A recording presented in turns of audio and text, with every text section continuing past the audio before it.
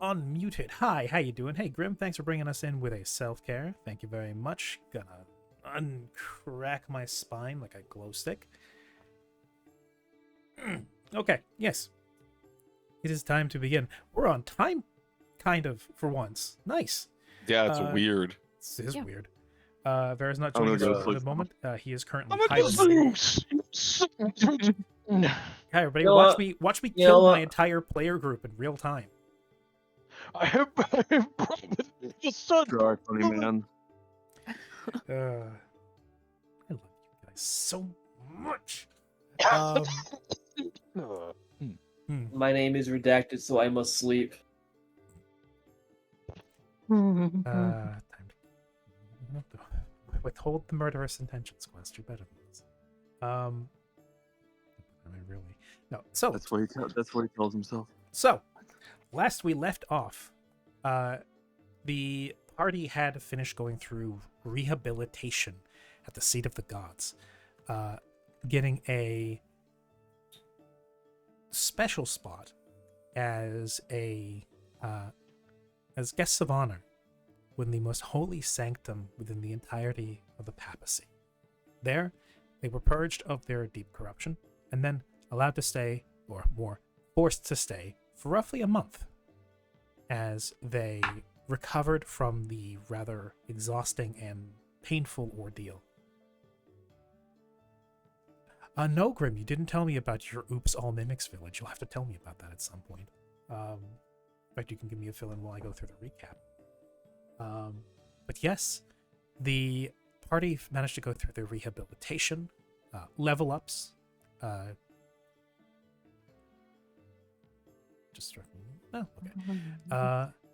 hopefully everybody's levels and new spells and everything have all been assigned. Did I do that? Did you do that? think You can always do it later. But yes. After that, they mounted back up. I did. All of their equipment has been purified as well. So they're starting off fresh. And Karya and Vair more so than ever, with Karya now slimmed down and looking, I believe, as the original design for him back in Simple Walk was intended, far more twinkish. And now with a shiny green finish. I wouldn't say he's twinkish. I think that's just what everyone has said. No, because I remember you saying the original Karya was meant to be more of a twink. Then he got he got interpreted and over time was made to be like bigger and more buff than he was originally intended.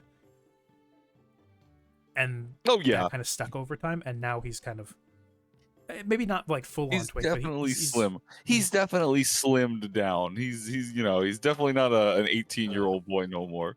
He's a sweet little soft Twinkie boy. And also considering certain circumstances, I just have the really funny mental image that for all this recap, it's just a Technicolor scene missing title card. But yes, What? The party has then mounted back up, loaded everything up. Thankfully, it seems the bird Bartholomew also is back to having only one tongue, mercifully. Jirah, likewise, is back to his now normally horrifying mimic self instead of his extremely horrifying self. The whole party, starting off on on a fresh foot, and Karya and Vair are feeling better than ever. Karya, yes, I already said this, and Vair is now big. This is going to be a difficult thing to hide. A giant, shiny green dragon traipsing through the landscape. He's definitely going to be new. If he gets any bigger, he's not going to fit in the ship. Can he swim? He's made of rock. That's a very good point. We'll have to see. And we can always bung him in the cargo hold. They didn't really have a, they didn't really have a He's pool made of back at rock. the. Yeah, they didn't really have a pool back at the seat of the gods for him to take a dip in. It's up to you whether or not. Yeah, it's up to you guys whether or not you experiment around with that. Here's the Well, thing, though. He's made of rock, but he can fly. So Mhm. clearly his bones are hollow. Clearly. I mean, he has. So I his, mean, his stones he's are hollow. He's a living thing, Yeah. so he can't have air inside of him. So he could theoretically, still float. Yeah. Mhm. Okay, guys, we're overthinking this. Hear me out. Hear me out. Dragon-sized inflatable rings. Dragon No. tube. Wouldn't he like dry up at some point because of salt and osmosis? Maybe. I mean, if he swims through the ocean, possibly. Any creature that isn't adapted for it, that spends too much time in highly salinated water, would probably suffer as a result, yes. And he is not was an a ocean spell dragon. that I considered. Yeah, there was a spell I considered picking up called what was it called? It basically turns something aquatic.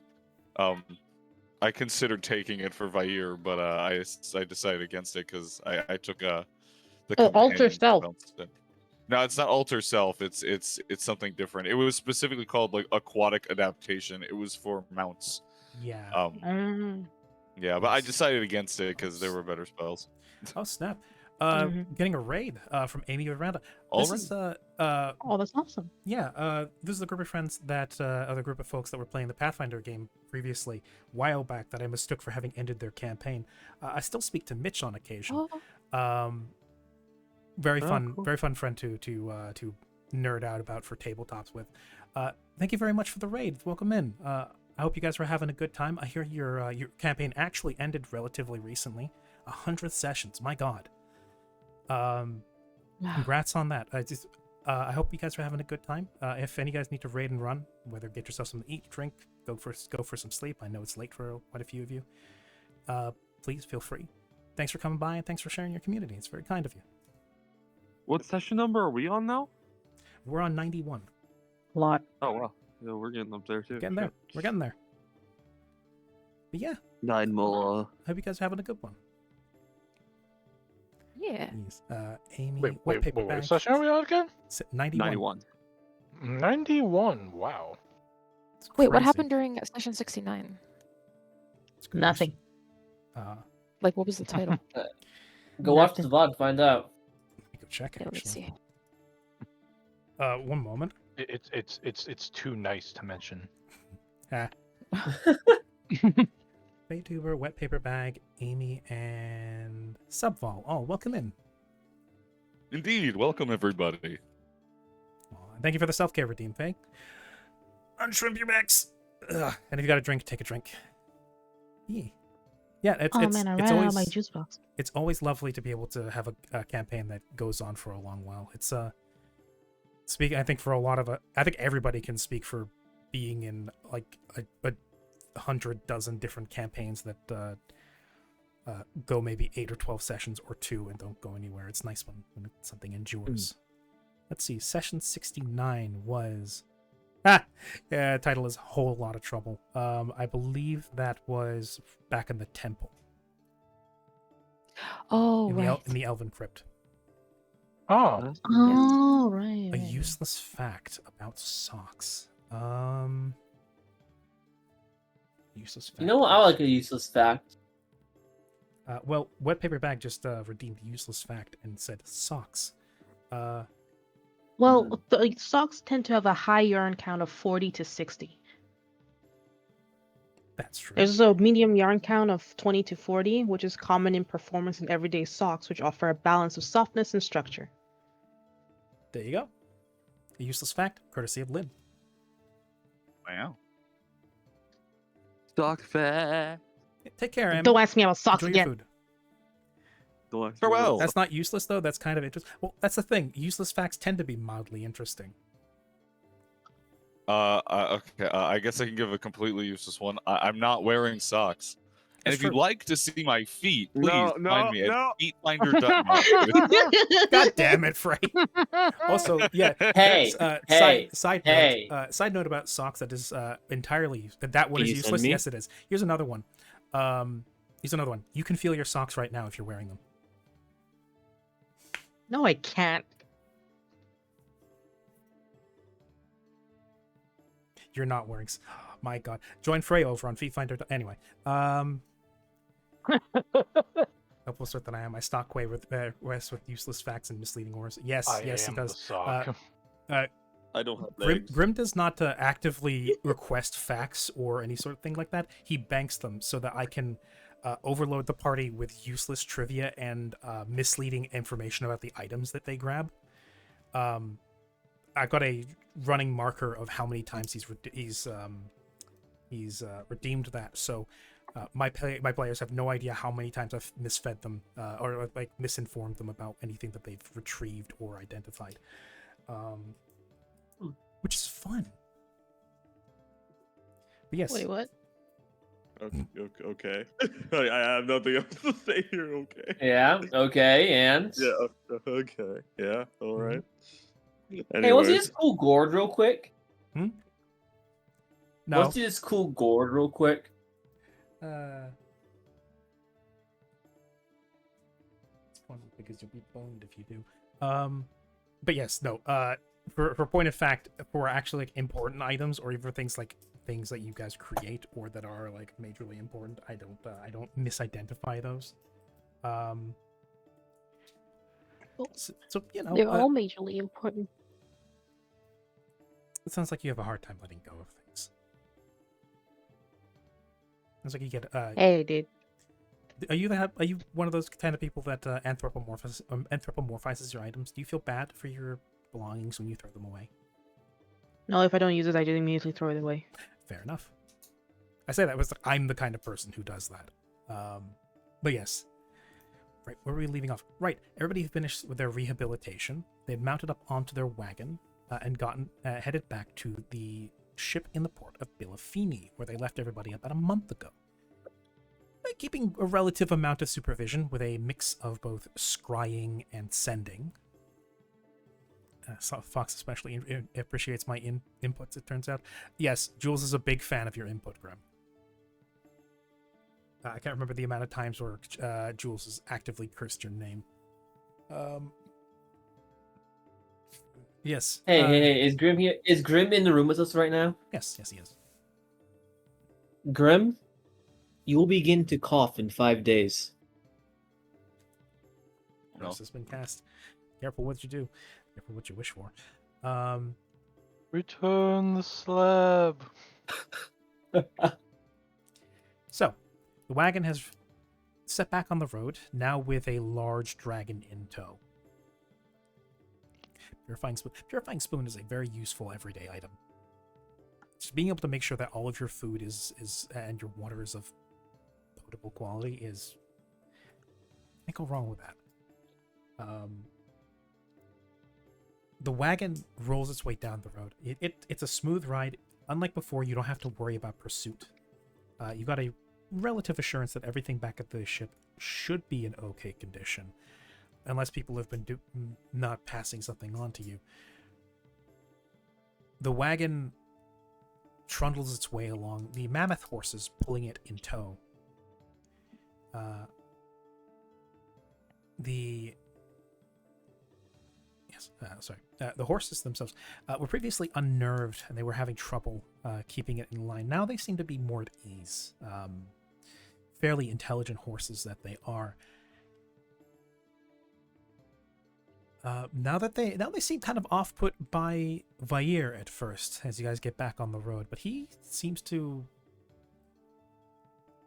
The thing that throws you off is at first he's a bit clumsy walking alongside the wagon. He has a hard time trying to decide what pace to walk at. Sometimes he's a bit too slow, sometimes he's a bit too fast. Large strides overtaking the horses. Eventually, though, he does seem to work something out, kind of working out what gait he should be moving at. And before long, the horses grow at ease with him. The anxiety seems to fade, and at a certain point, they just kind of normalize to his presence. Vair, for his part, he doesn't take to the sky too much. Maybe we'll be RB. He doesn't take to the sky too much. Instead, he decides now and again to start exploring a little bit off the beaten path, diving into woods and checking out the scenery. now being able to gallop at higher speeds and at the same time kind of slip into hillsides seamlessly. The trip back is relatively smooth. Nobody stops you. You do pass plenty of convoys and merchants rolling down the road. Vair taking his time off the road helps avoid gawkers and spectacles like that. And roughly about a week later, going at a decent clip but not rushing, you get back to Bellafini. From the outside, the town doesn't seem different in the slightest since you left. Entering back in, the clean white facing, worn by weather and the elements, stained with sea salt and with pollen and other things carried on the wind, along with many planters full of flowers, makes for a nice sight. The town itself is built relatively low, which is, and it's also still, just like before, relatively tight packed, which is going to be odd for Vair, who decides to, rather than making his way into the town itself, elects to go around. Because he remembers what happened last time. The wagon passed through the town, and you guys ended up scraping a balcony. Instead, decides to go around and meet you guys at the ship. It's also a perfect time for him to test out if he can swim. So, you guys make your way back through the town. You even come across the same square where the attack happened. Everything seems to be put together. No stains of blood. The buildings some of them are boarded up, especially the one that got blown to pieces by the infernal engine. Is boarded. The tavern that got shot to pieces seems to be repaired. There are people eating and drinking, but there's conspicuously less people sitting out on the balcony or on the front step. Patio, I should say. You pass it by, you take the turn, you're back at your ship. One thing to note is there are, well, two things to note. One ship on the far end of the dock, which you recognize as being the ship that was pursuing you and then got ahead of you during the pursuit when you were losing the other ship, is impounded. There seems to be rope and warning flags attached to it, as well as what looks to be a couple of guards in front of it. And then on the other end of the harbor, a couple of ships over from yours, but closer, is the half-sunken remains of a ship, of which a hand-operated crane is hauling out bits and pieces that are being cut away and chopped away.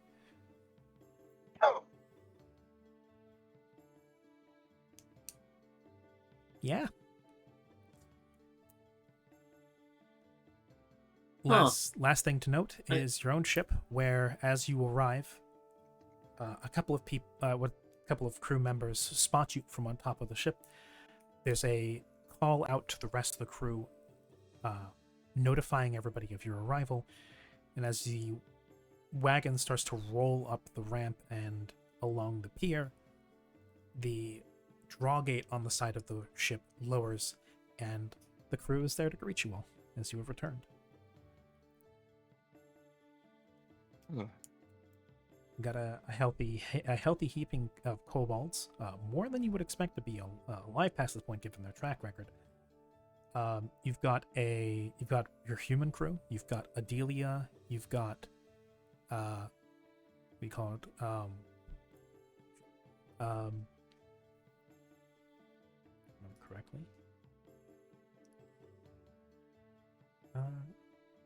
Yeah, you got Adelia as well as the human and the kobold crew all welcoming you back.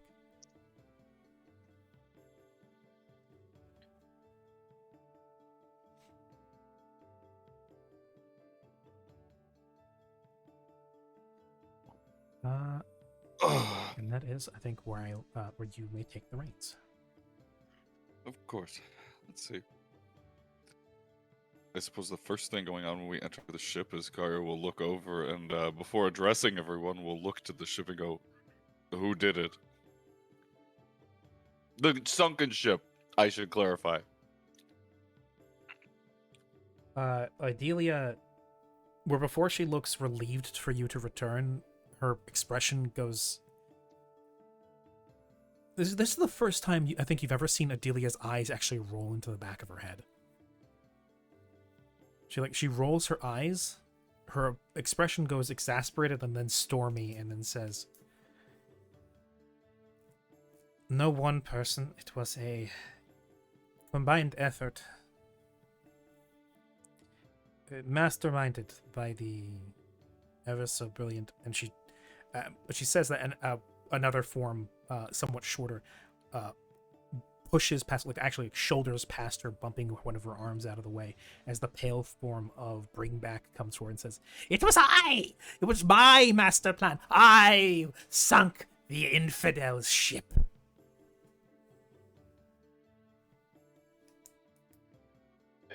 Does this please the dragon? Where's the Checking, dragon? right? I do not see the dragon. Where's the dragon? Oh, it reminds me, actually, I just thought about that. My spells on Mythweaver are different over here because I took a different spell. Anyways, I'm sorry. Continue. I realized I was about to say he might be in my pocket because I did take the carry companion spell over on Mythweaver. But no, where is Vair? That's when the ship kind of lists for a moment towards the dock. And anybody looking outside will see Vair heaving himself up onto the pier with one claw resting on the side of the ship, pulling it down ever so slightly. Dripping seawater, he says, "I can swim now!" Not very well. Had to doggy paddle. Anyway, I didn't know we had a buoy hanging off the back of the ship. A what? Flick immediately moves to the back of the ship to check what he's talking about. You see a round, rubbery looking thing tied off to the back of the ship, just kind of floating behind it. I'm not good there. Give me a perception. Will do. Perception. There you are. Can I cast Detect Magic? I mean, sure. I have a feeling. I just kind of just a simple kind of just is anything weird about.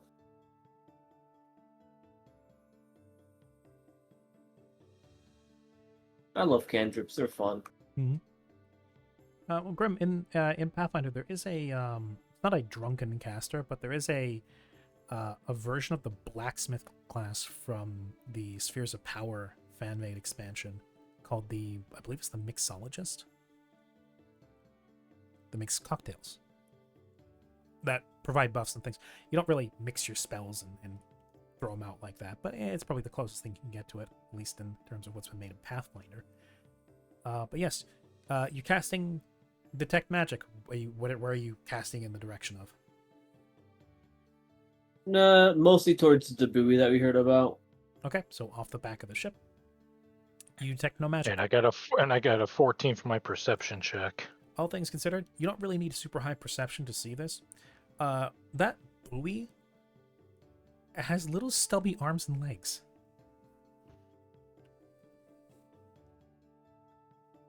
Hi, who are you? Flick calls down to it. Huh. Interesting. Doesn't respond. Siren walks over to see what they're looking at and then goes, "Big back!" Vair cranes his long neck at you. What? Oh, wait. Sorry, is that Vair actually? No, no, you're actually looking. You are looking at the gravidly overswollen form of Bickback hanging off, tied off to the back of the ship and floating there. Vair, however, is standing on the pier, looks at you and goes, Okay. "What?" It's Big Back, one of the kobolds. He And if I remember, it was what was it? Hick Hack on top of him. Well, he probably wouldn't be there anymore. It has been like a few weeks since then. That's fair. But yeah, it's Adelia for her part once more looks to Kari and says, "Yes. How do I even begin to describe this? Your kobolds decided to take things into their own claws while you were away.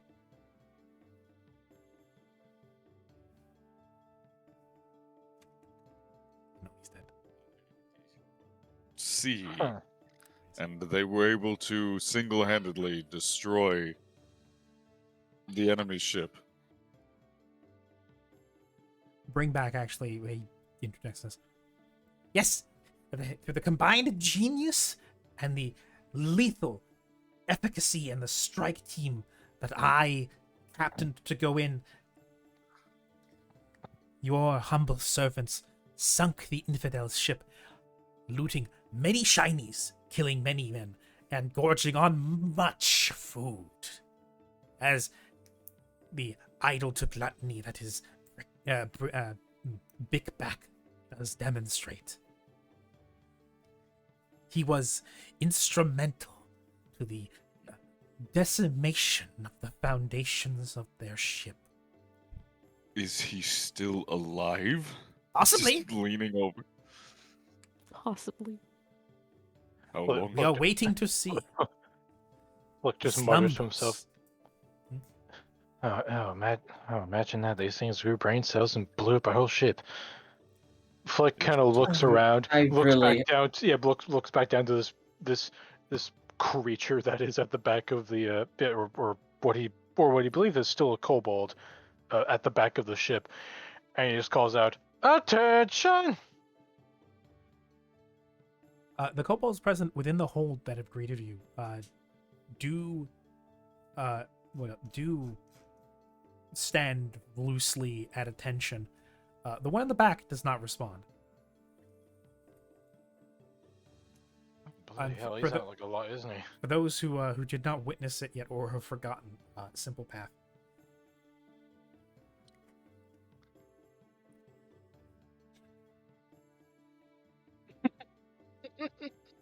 Oh, okay, yeah, no, I remember this. I remember the art being posted of this.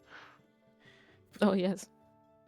So yes, Badass fucking kobold. yep.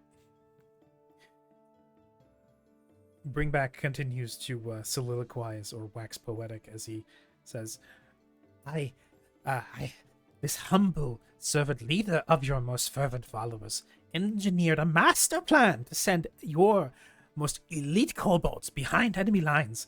They proceeded to raid their treasures, kill their captain and all crew on board, ransack all of their food, some of which made it back on board to us, and then sunk the ship.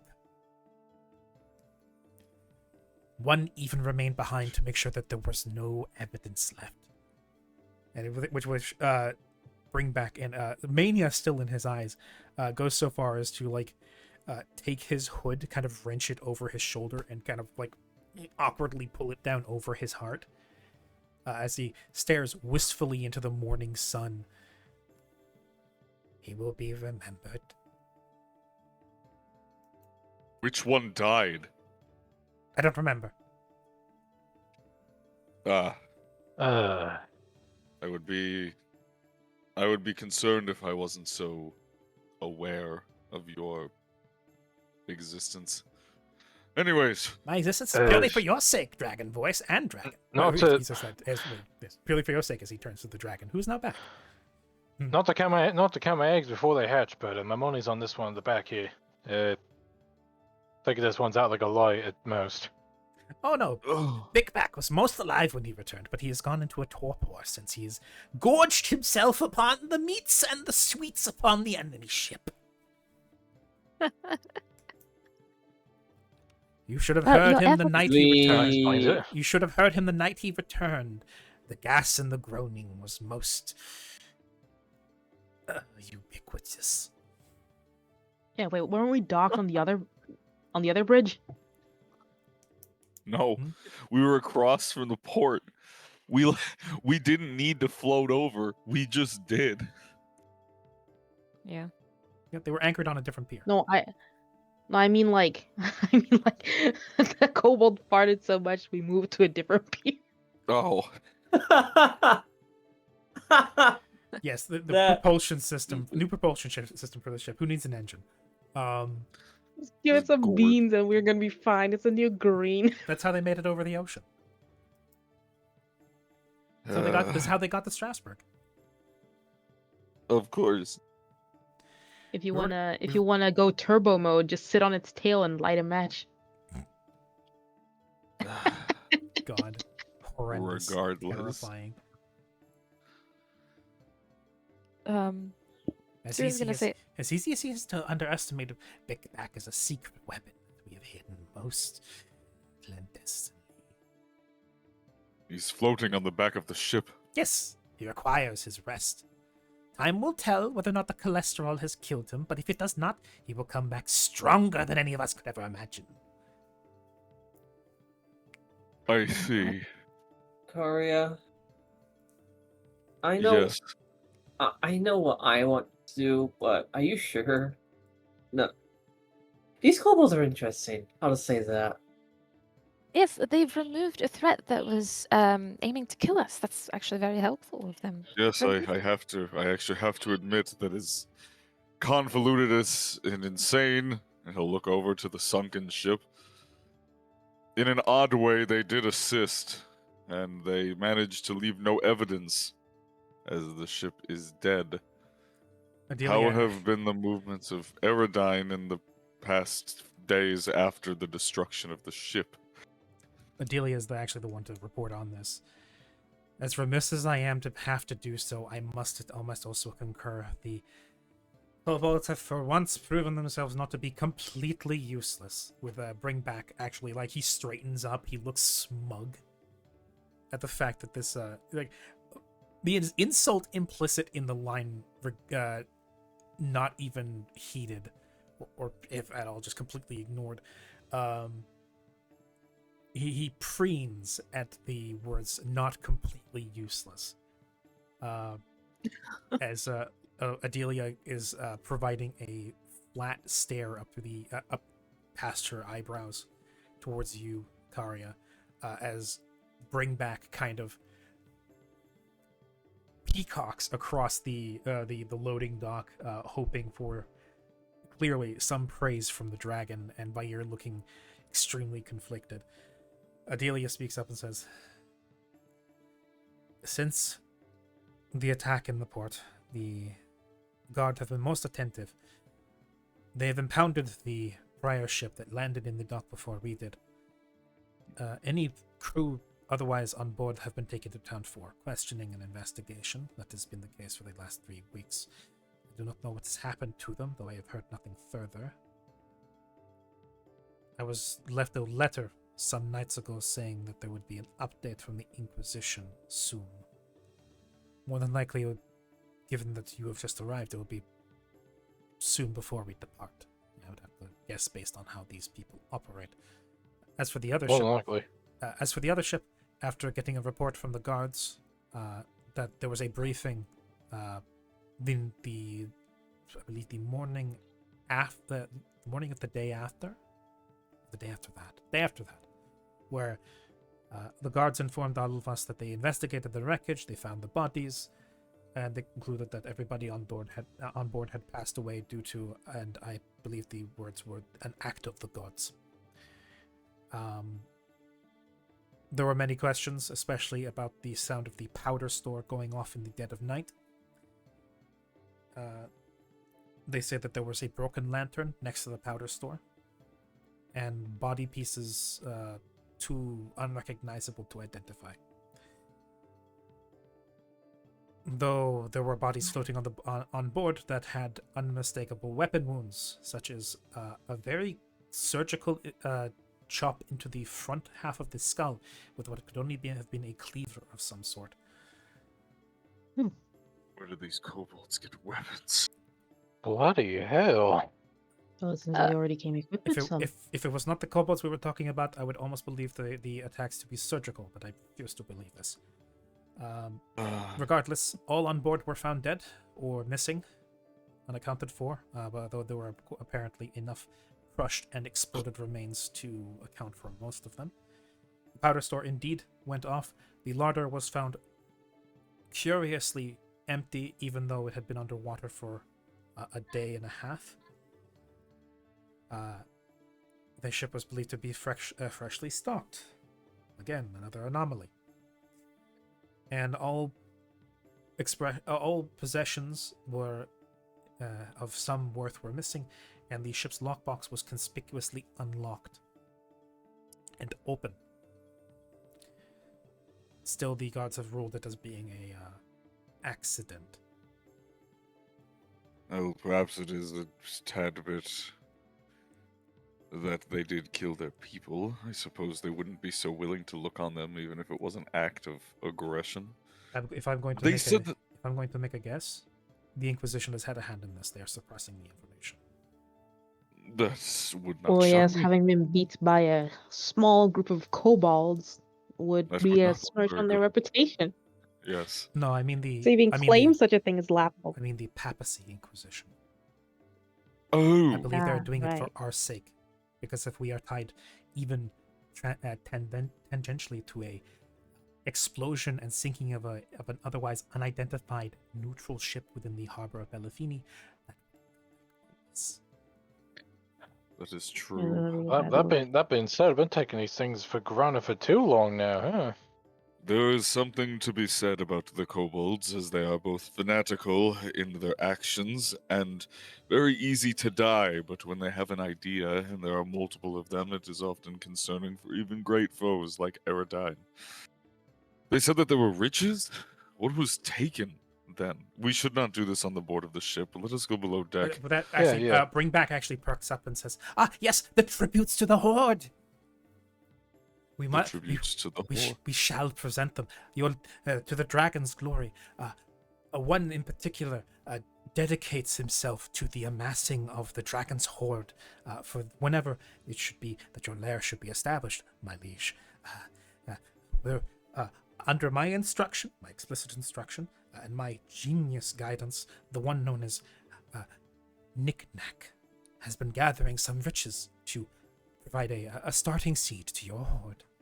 Does this please you, my dragon? Vair just kind of looks at you, distressed. I believe we need to see what they've taken. Tycho leans in. Depending on what it is, I might be able to make some use of it. Bring Back physically hisses at you, Chico. Hey, I leaned in. Motherfucker he ain't allowed to hear me. This is a conversation between adults. Mm-hmm. This is a conversation between adults. Yeah. Fair enough. Okay. So you should. I thought you went like you're leaning in as in you're looking into the ship. I didn't know you were whispering. Oh no, sorry, that's not. No, lean no, sorry, that's. Sorry, yeah. Okay. Yeah. In which case, yeah. Bring Back kind of nervously poking his claws like scratching at his palm and clacking his claws together. If you would like to peruse what we have gathered for you, my excellence, we will present them. That ideally is Yes. like, if I could finish the debriefing, one ship has been impounded. We can probably expect an update on that. One ship has been sunk and apparently ransacked. Our own ship, the engine has been repaired to the best of its capabilities. We are freshly stocked on both fuel and provisions. We are ready to set out whenever you are willing. Wait a minute. You said the other ship that had docked here first was impounded. Yes. Impounded by the Papacy Inquisition. by the local guards. Do you think that before we leave, we would be able to take it along with its Aerodinian flag as perhaps a distraction That's for the... well. That's the thing. It didn't for the have a journey? flag. Ah, well, never mind then. That's why it was. That's why, as far as everybody else is concerned, it's a neutral, unaligned ship. I would say that is a question for whenever our friends from the Inquisition come to, no doubt, pay us a visit before we leave. I would say, if I'm going to be quite honest, we've already really stretched our luck here. That's fair. We should probably be spending a bit of time away from this section of the world. But regardless, this is not our jurisdiction. This is not our territory. It is not for us to go around raiding different ships, even if we know they are our enemies, or they belong to our enemies.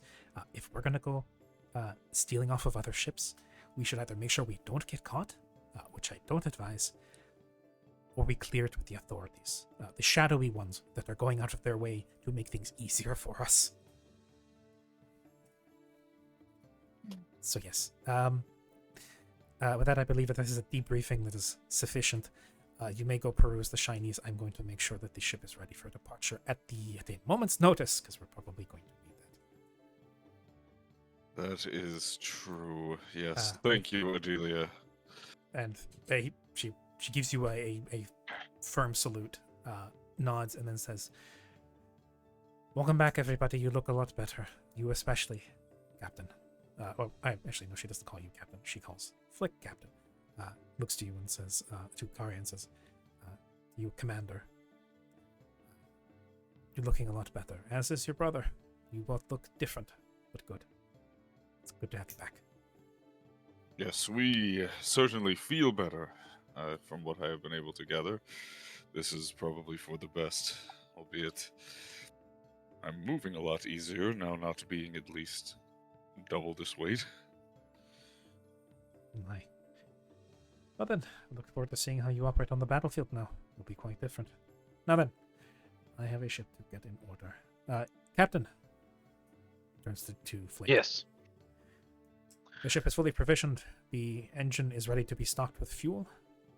The crew is ready to go, and in unusually high spirits. Good to know. I mean, if our kobolds or anything to go by, it sounds like we're in good company. It is surprising to see what seeing an enemy ship exploding does for a bunch of sailors. And to that point, as she is looking at the kobolds, which ones were the ones that did, all of the ransacking and the explodey bits of the other ship? With that, Bring Back picks up, looks to the Dragon Bride and says, "It was Big Back, Knick Knack, Hick Hack, our ship, our tribe cook and butcher, and one unnamed soldier who I do not remember." One unnamed soldier? He will but, be free. Also a kobold? Yes, of course. Could not be anything but a kobold that could pull off such a magnificent maneuver. Staying behind to go down with the ship to make sure there was no trace of evidence. He will be honored. Oh my. A moment of silence as she bows her head and places her hand on her chest. Puts a hand over his heart again. Flick, presumably, I don't know if he's within earshot or what, or whatnot. Okay, yeah, Flick, nearby will take off his tricorn and will participate in this moment of silence as well. Adelia is just fucking flabbergasted. Adelia is just this is ridiculous. Adelia's just like got her head cocked back, going, Yes, I one would long agree. exasperated sigh. Yeah, as Flick holds up a finger, a clawed finger says, "Shh." After which, Siren will raise her head again and congratulate the three remaining surviving kobolds of the expedition by giving them little pats on the head. Well, and then look over the ship. Big Back is hanging off the back of the ship. If someone, Knick Knack and Hick Hack would be there. Yes. Knick Knack, his usual kind of squirrely self, small for a kobold, with little bits and bobs hanging off of him, belts here and there, kind of looking very skivey, like kneading his claws together. He preens underneath the praise and goes, "All for the heart of the dragon, yes."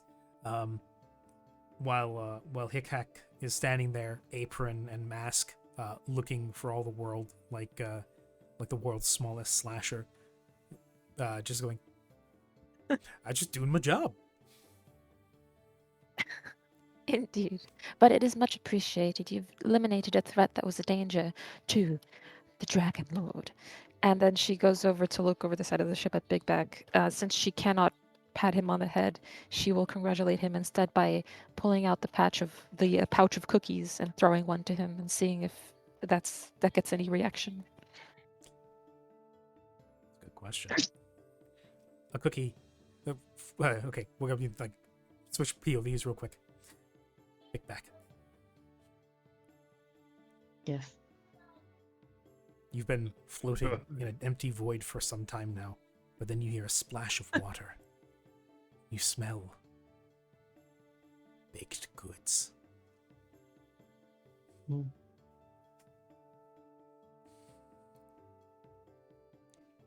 Is this enough to wake him from his food coma that he's been in for roughly a month?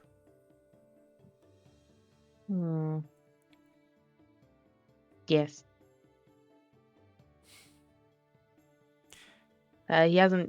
Big Back hasn't eaten in a month. Mhm. Big Back is hungry again.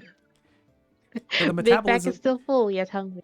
He's been a stationary reptile for the last month, which means he doesn't need to eat. But he will. Well, he wants to. But he will. He wants to. And so, we're previously showing no signs of life. This gravid, swollen kobold suddenly begins to splash and chase after the cookie bobbing in the water. It turns, and you finally see his face. Chubby little kobold head on a massive body as it paddles desperately towards the little cookie, slowly floating towards it, mouth wide open, yawning void that just... It proclaims, "Live!" Dear God. Huzzah! That was a kobold? I am very, very concerned at the current state of things. Use our secret weapon! Just, what do you call it? Since Bring when back... do we have a kobold that size on the ship? We didn't! Then he ate all of the enemy rations! Isn't it awful? It is most glorious. Previously I would have agreed, but now I'm just impressed. How is this? How is this? Actual mad lads. Surely this force of nature is the result of divine intervention. Yes, it is a proof of the Divine Dragon God's interve- will! This is. It's. I don't think its bones are like touching each other. Yes, I am very concerned at the actual understanding of kobolds, but I have seen some of them flattened by a dragon's foot only to spring back. They are surprisingly resilient as they are also made of wet Jelly? paper. Oh, Made of jelly. jelly.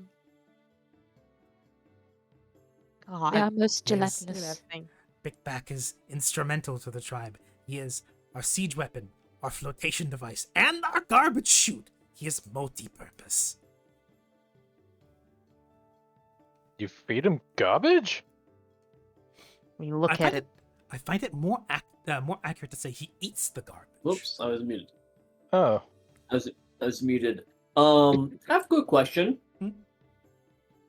Yes. What's the equivalent to a cockroach in Pathfinder? I mean, at least in Dragon Society, kobolds. Yeah, but like to the rest of the world. I want to know what we can compare the kobolds to. I don't want kobolds to be the I mean, like, standard. like if we're talking like in terms of like size and danger, A rat. like rats. There were those little those actually rather large ants you fought back in the Tomb Temple. That were like waste scours. There's Otyugs, which are more dangerous, but their whole thing is just like eating refuse. But if you're talking about just cockroaches exist.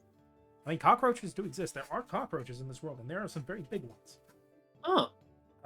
Okay, Yeah, so like yeah. vermin, Yeah, kobold. bestiary, Kobolds are vermin, just- cockroach. Okay, cool. So then, if that is the case, then I guess the answer to my question is, man, kobolds are just the cockroaches of the draconic kind. Yes. Yes. They have a rogue talent. That's crazy. Yeah. But yes. You currently watching Big Back finally awoken, now turned partways towards the pier, face finally visible, munching on the cookie with a mouthful of mixed pastry and salt water. Big Back probably doesn't even taste the double chocolate cookie that he just ate. But What do you hear? what he hears, what he was probably not expecting, was voices in his head. Let me check. He should hear a rumor. Your gluttony will not sate you. Only Listen, death will. That's the, you're At not, this point, you're not Omen territory anymore. I believe I described why you were getting those ominous whispers before. Oh, But right, now, my bad. yeah, now the cookies just operate as per normal, in that you eat them and you get a random rumor. Eat up, fat boy. As Big Back in his head just hears. Actually, right, I'm supposed to roll for these. Find my table. What's it? What's up? While you roll, Shaco leans and asks, was that one of those fortune cookies that I despise? No.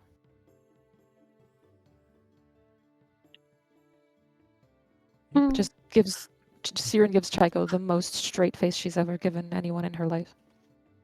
Yeah, okay, it's those cookies. I hear that explosion a few weeks back was a result of some pirates starting to up their ante here in the Papacy.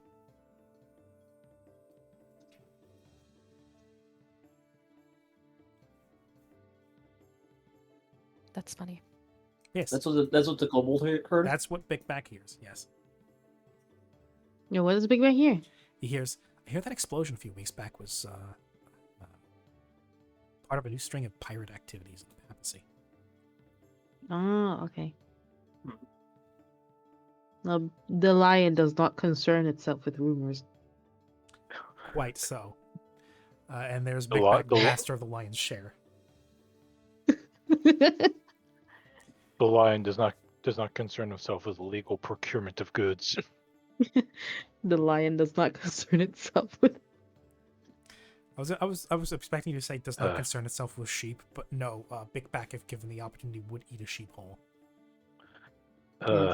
Wool and all. The lion does not concern himself with spacing out his meals. The lion does not concern itself with sharing. Breathing is enough exercise for Big Back. Yes, I would so be concerned if I but- wasn't so surely impressed by his existence.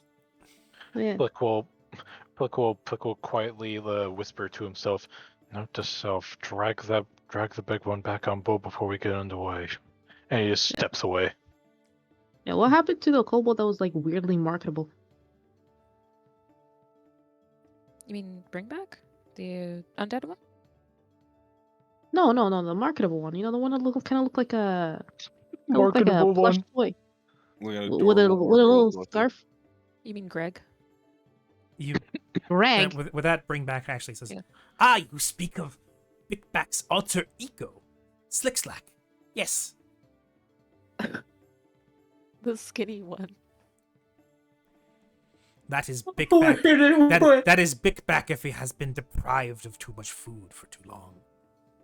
A genius disguise. Oh, it took me Bring a moment back, to realize I hate that. Bring back, I am going to need you. Please show You me see- the horde before I run my own sword through my body. As you say, dragon voice, as like he winks towards Mallory and says, "You should know, the scarf is cleverly hidden within the folds of his fat." Arya, please give me It's your actually sword. a bib. Mallory, you must understand that this is not what I wanted. What was it that you wanted? Why would you bring these things onto my ship?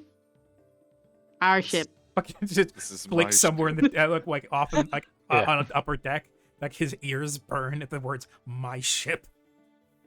Who did that?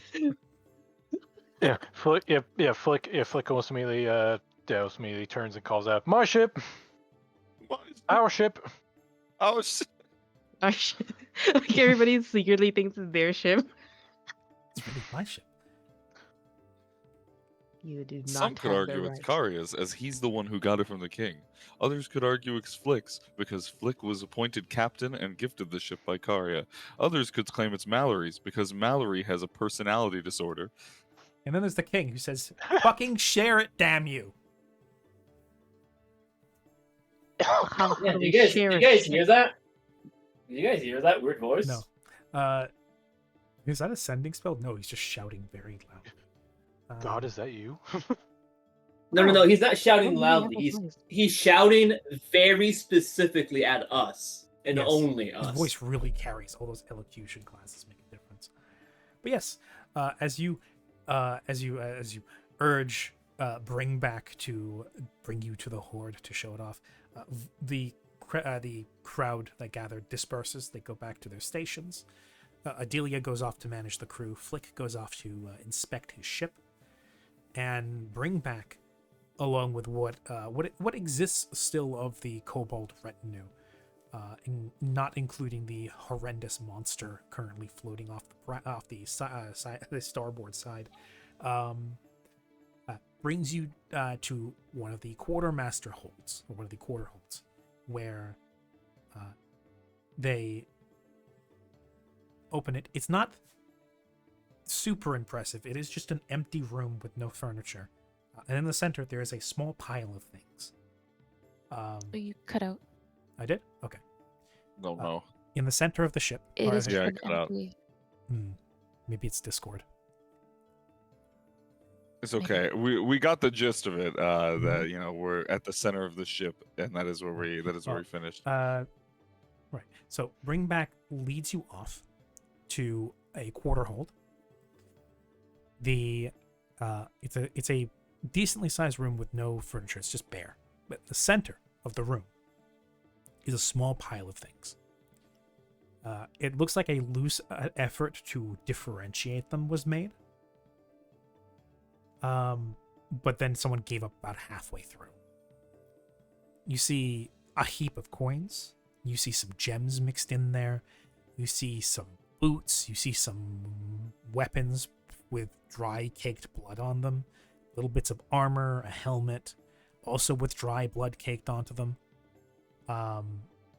What looks to be some shinier, newer things, a bunch of pieces of paper, and a couple of like little containers, boxes, and even a couple of bottles. And then in the corner is just bags, a couple of which have like shifted to the side, spilled out, and show like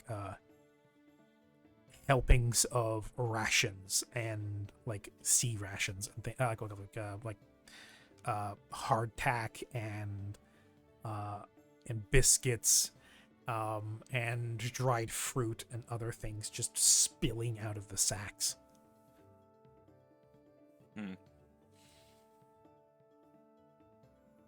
So bring back leads you in with knick-knack along the side, like head humbly bowed in the presence. Vair cannot get down here because the hallways are too thin for him. He rests in the loading bay, which is also one of the adjacent to the section where the animals are kept and the horses are stowed. That's probably honestly the only section of the ship he can fit in comfortably at the moment. I'll get that Pokeball spell going, buddy. Can't you just cast Reduce? No, I actually unironically have a spell called Carry Companion. The only problem is they can't it's on my perceive through it. Yeah, so they just go to sleep, so it's not necessarily a very easy thing to do. I could cast but a yeah. sleep. Let's not do that. Okay. Well, when you need it, you let me know. Okay. Yes. So Also, I'll be right back. all good. The mix of items is odd. You've got about a mix of currency worth about 12,000 gold in total, Oh including my the gems. goodness. This was, as Knick-Knack says, I got it from the chest of shinies right next to the captain's room. Meaning he got it right out of the captain's coffers. I can't believe I'm going to say this, but I'm very proud of you. The Knick-Knack and Bring Back both preen at the phrase.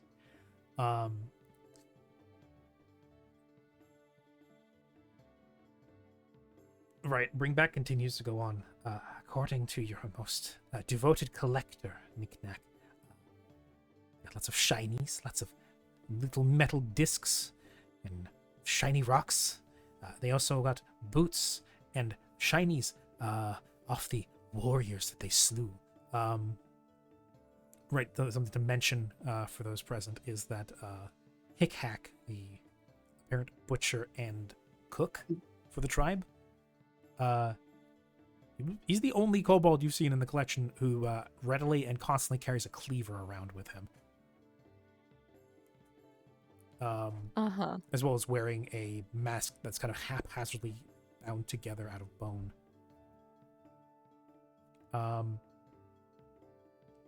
Totally no connection to the apparent guy who was found with a cleaver injury in his skull.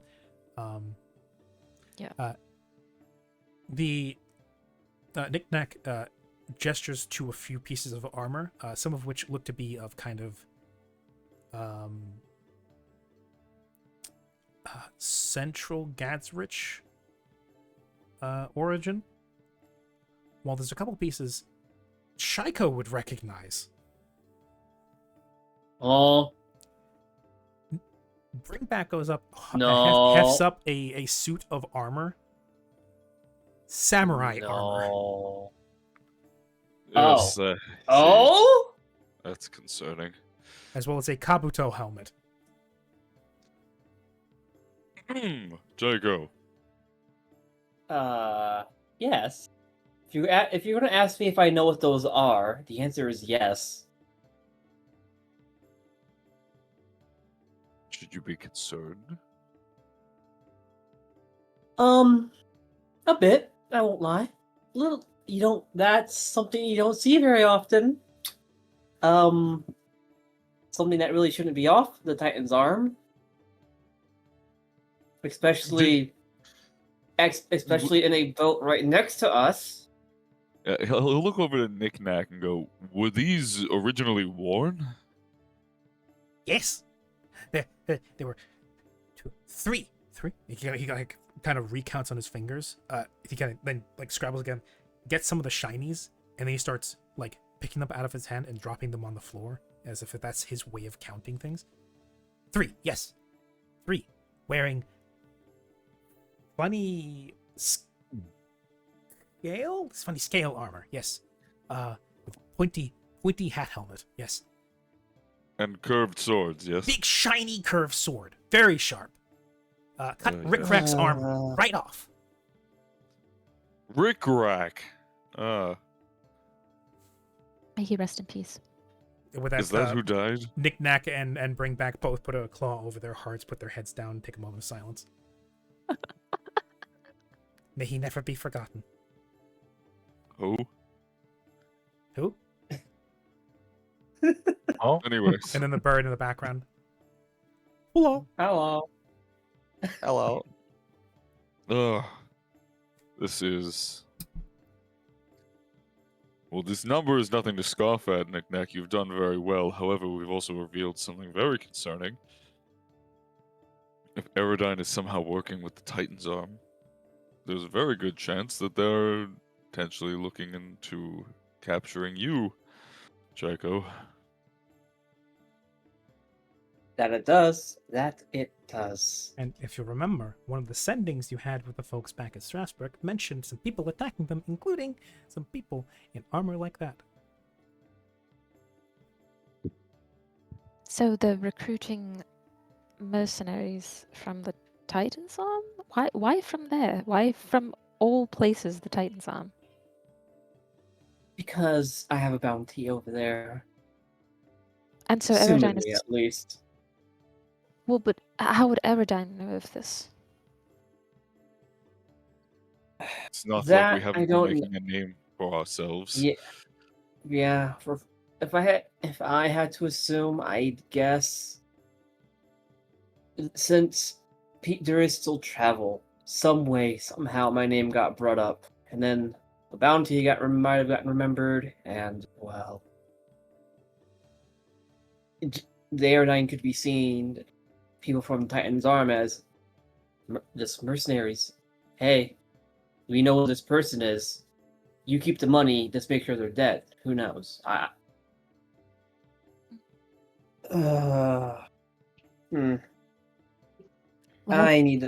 I'm going to start making some more buck. I need to start working on some things. Looks at the DM. The DM. Mm-hmm. I want to make some body doubles. I see. Some shoddily made one. But Mm-hmm. Noted. yeah. Noted. Well, okay then. The whole reason why I bring this up is because of a wonderful spell called Twine. Wait, what was it? I have it somewhere. Hold on. Find something. Twine Double. Mm-hmm. And I'm going to do my darndest. If I have to alter it, if I have to make some sort of duplicitous modification to another spell, I definitely will. Yes. So thrown into the collection, there's also plenty of holy symbols. There's a little statuette of what most of you will recognize to be the Lady of Light, made of what looks to be solid gold, worth yet unestimated. And Mallory? one last thing mixed in there, along with a few knickknacks, some clothing, looks to be a cane. A cane? A cane. Like just a standard walking cane for someone that has a limp? Oh. It's mixed in with a pile of things that came from the captain's quarter, apparently. According to Knick-Knack, the captain was unrecoverable. Oh. So Do you guys know unfortunately, anyone that walked with a limp? they couldn't loot his body. But he did die, right? The kobolds? Yeah, Knick-Knack nods and goes, "Oh yes, he died." Kind of nervously glancing towards the back of the ship in the direction of Big Back.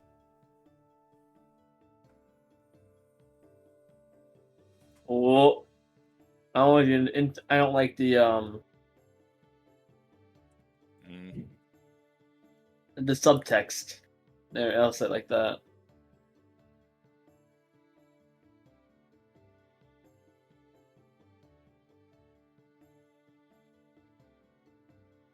Anyways, hey Karia, Yes.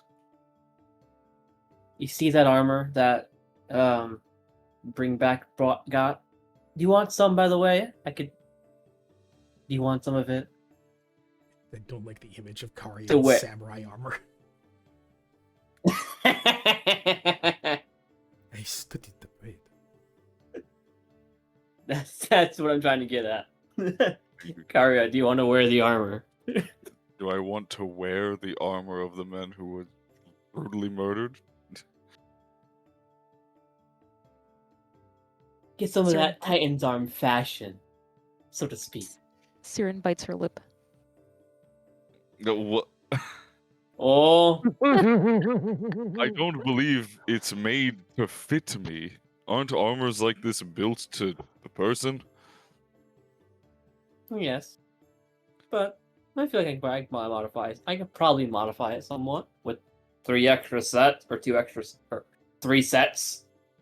I mean, I suppose it wouldn't hurt. Because if you don't I- want it, I want it gone.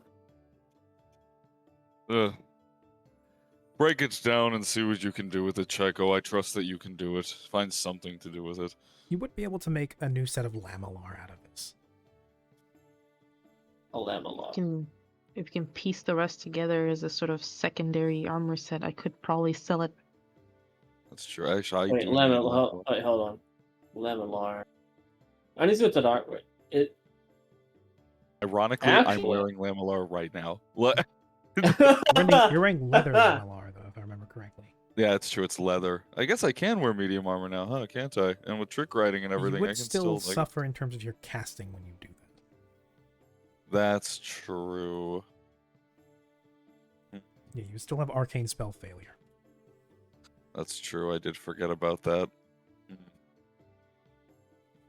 Well, at the very least, it could be a decent backup to have. Sure, Chaiko. Mhm. Since I'm my lovely Mythweaver sheet here, there's actually a thing for notes, so I'm just gonna make something so I don't forget this. Okay. What was it called? Lamellar? Lamellar. Yeah. yes. Since in Pathfinder, at least, that is the kind of the umbrella that it's underneath in terms for things like for Tate armor. I see.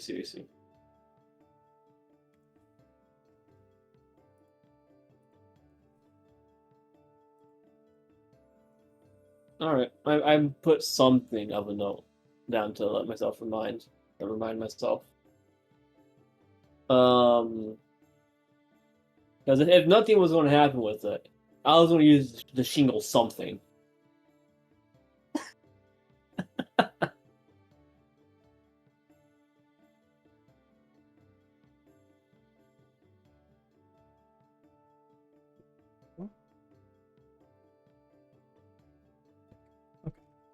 Cool. Schedule's been updated. Right. So yeah.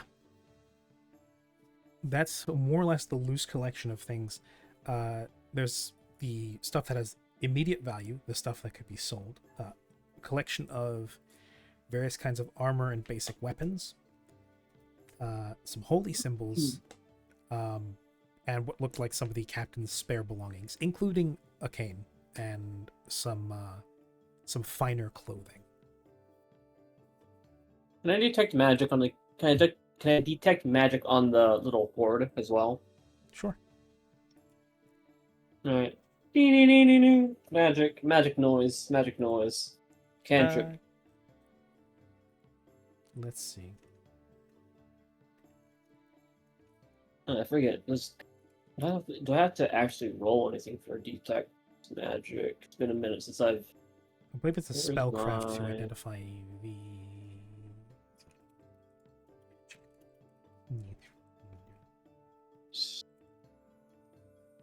I think it's on the third round where you have to roll something. Spellcraft to determine the school of magic involved. So it'd be DC 15 plus spell level. Okay, so I'll just Mistweaver. What's my spellcraft? Is that a 7? Yeah, is that a 17? Yeah, it's a plus 17.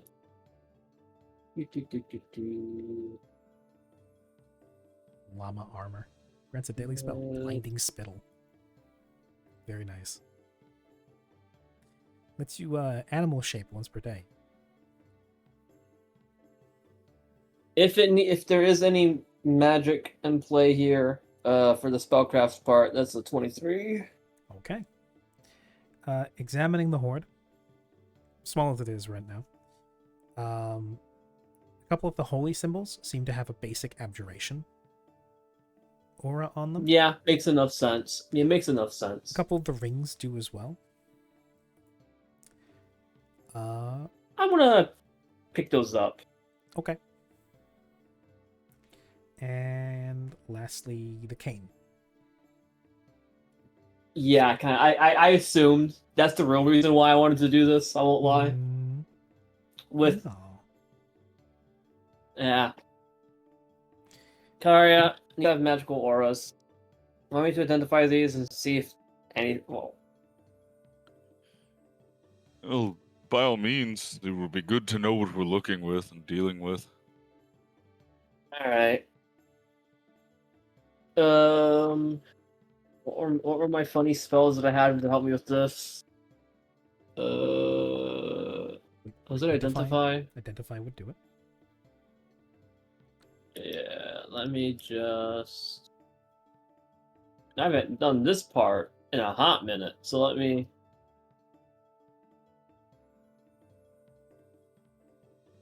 Remember what identify really does. Gives you a Cone, bonus to your 3 identification. rounds. On spellcraft, yeah. So we'll cast that. That's a first level spell. Do Mr. DM, I do not like that mischievous laugh. Don't worry about it. So turns into a plus 27 for my spellcraft check. Oh yeah, the cane has a aura of where the amulets and the rings have abjuration, the cane has an aura of evocation. Evocation. Interesting. Evocation, doesn't that mean like the blasty spells? Anything that kind of draws any kind of energy. So that can be blasty stuff. It can also be other things.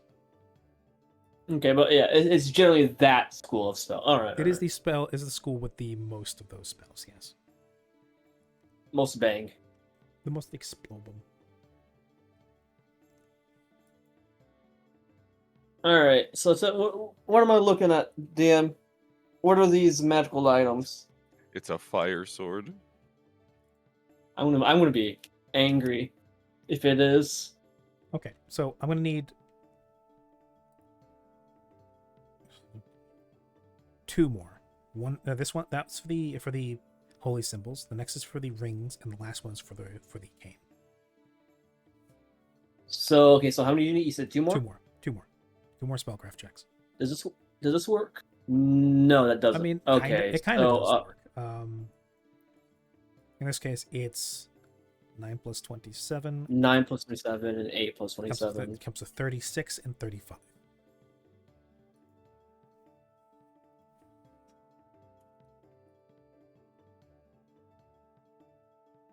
Yeah, I was hoping they were separate, but nah.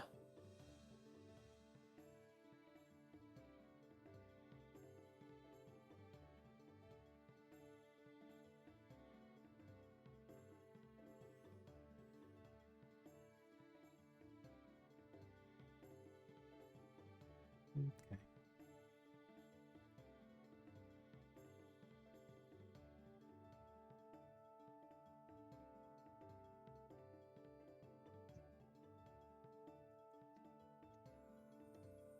So, 2 of the holy symbols, one of which is a symbol of a blazing sword, another one which is,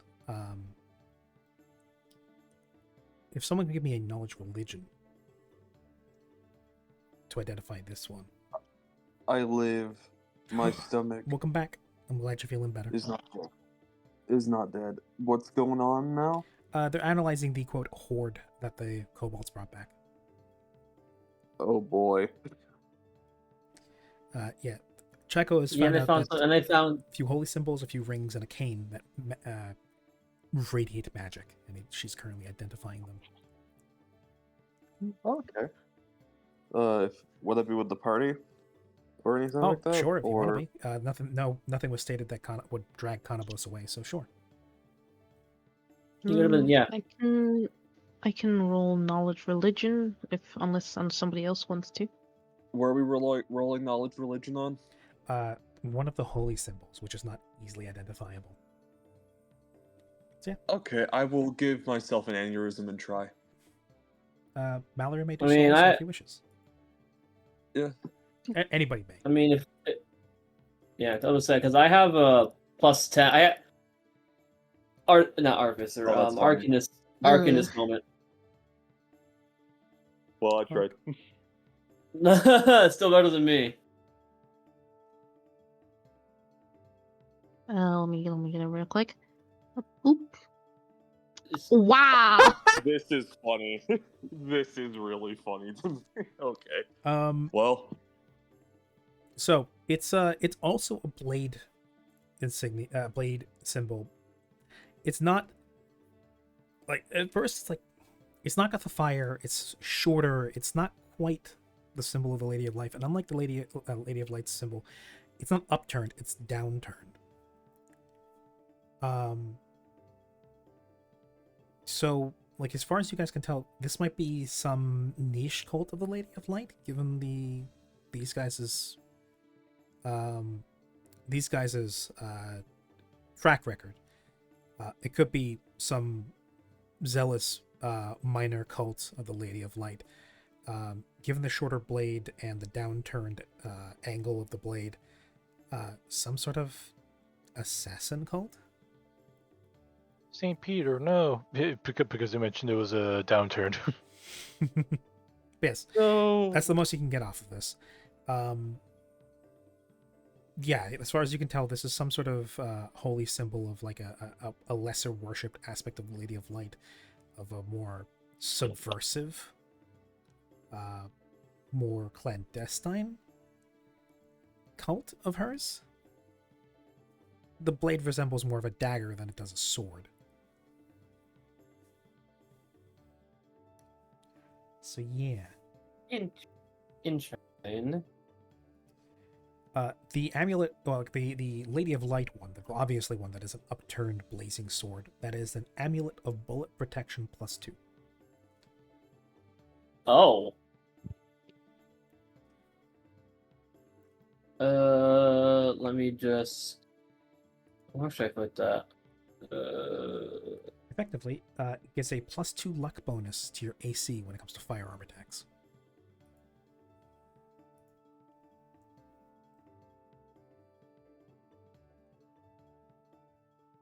+2. Amulet of Bleak.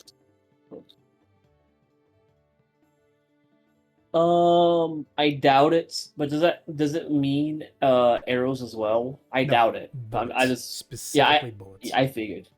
Yeah, I figured. It's one of those things that it classification, like, Yep. technically It's not projectile. they do the same thing. It's a bullet. Yeah. Okay.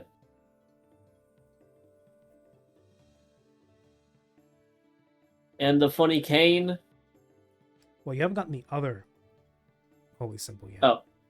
It's not two Oh, my amulets of bullet protection. It's just one +2 amulet. Oh, my bad.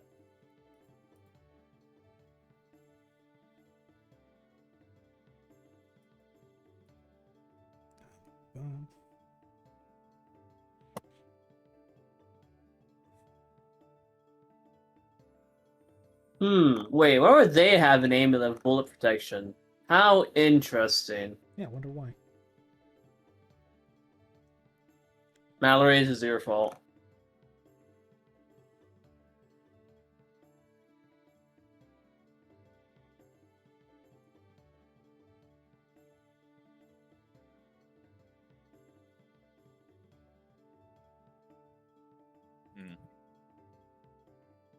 Hmm.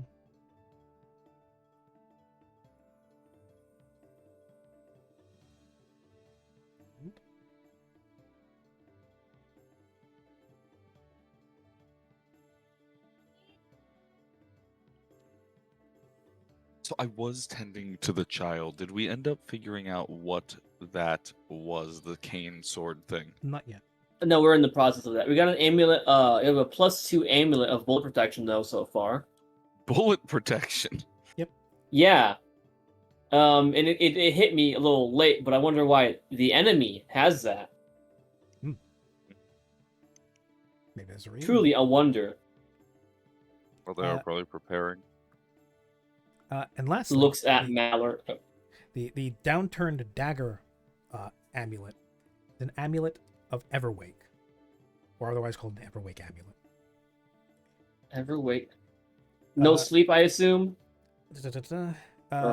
The wearer of this amulet does not need sleep, but must remain at ease for the normal amount of time to regain spells and other abilities that require rest. Once the wearer has used the power of this amulet for a total of 7 nights, the amulet loses its power for 1 day, and the wearer is exhausted for the duration.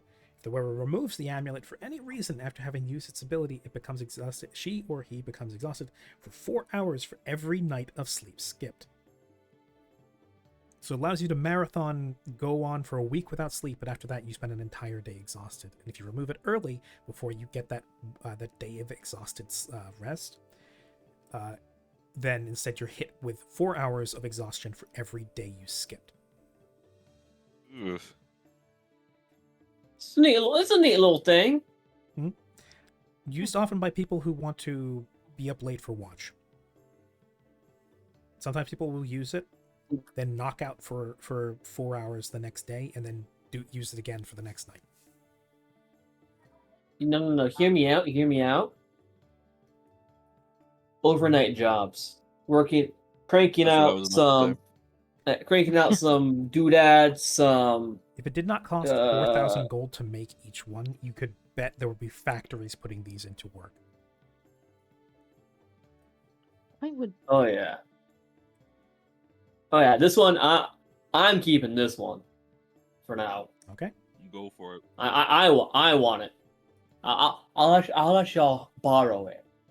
You'll No, I'm not borrow gonna lie. it. I'm not gonna lie.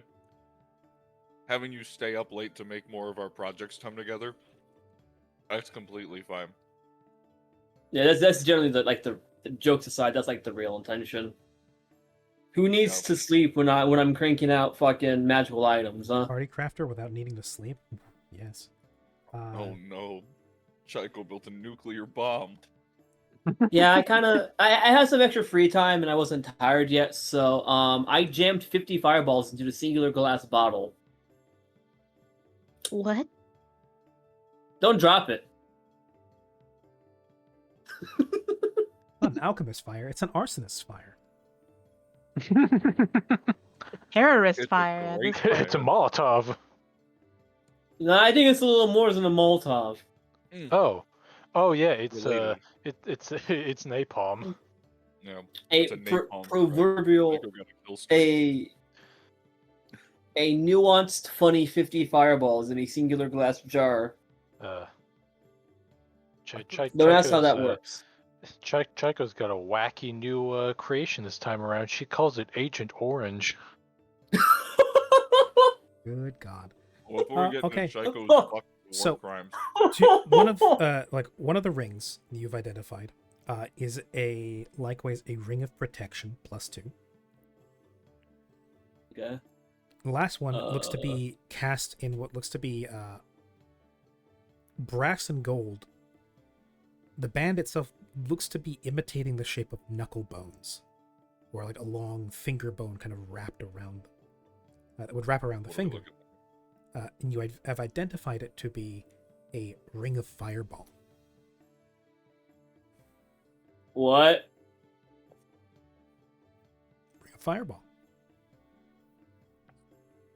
You're telling me this little doodad ring here shoots a kaboomy? Yes. It does indeed.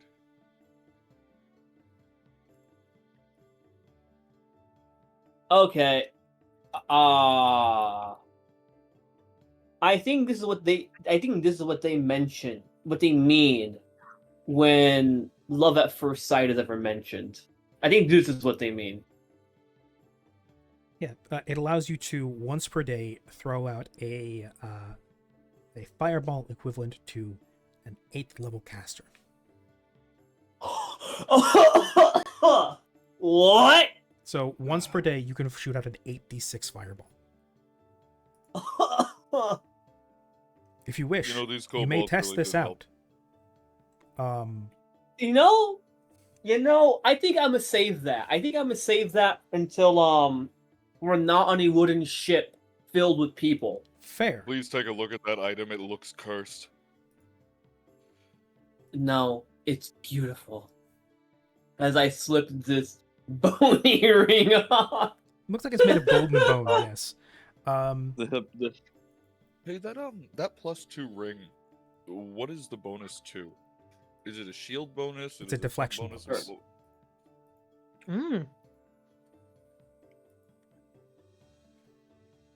I have too many rings. I might actually take that. I need a deflection bonus. Assuming nobody else needs Here you that. go. I wouldn't mind it.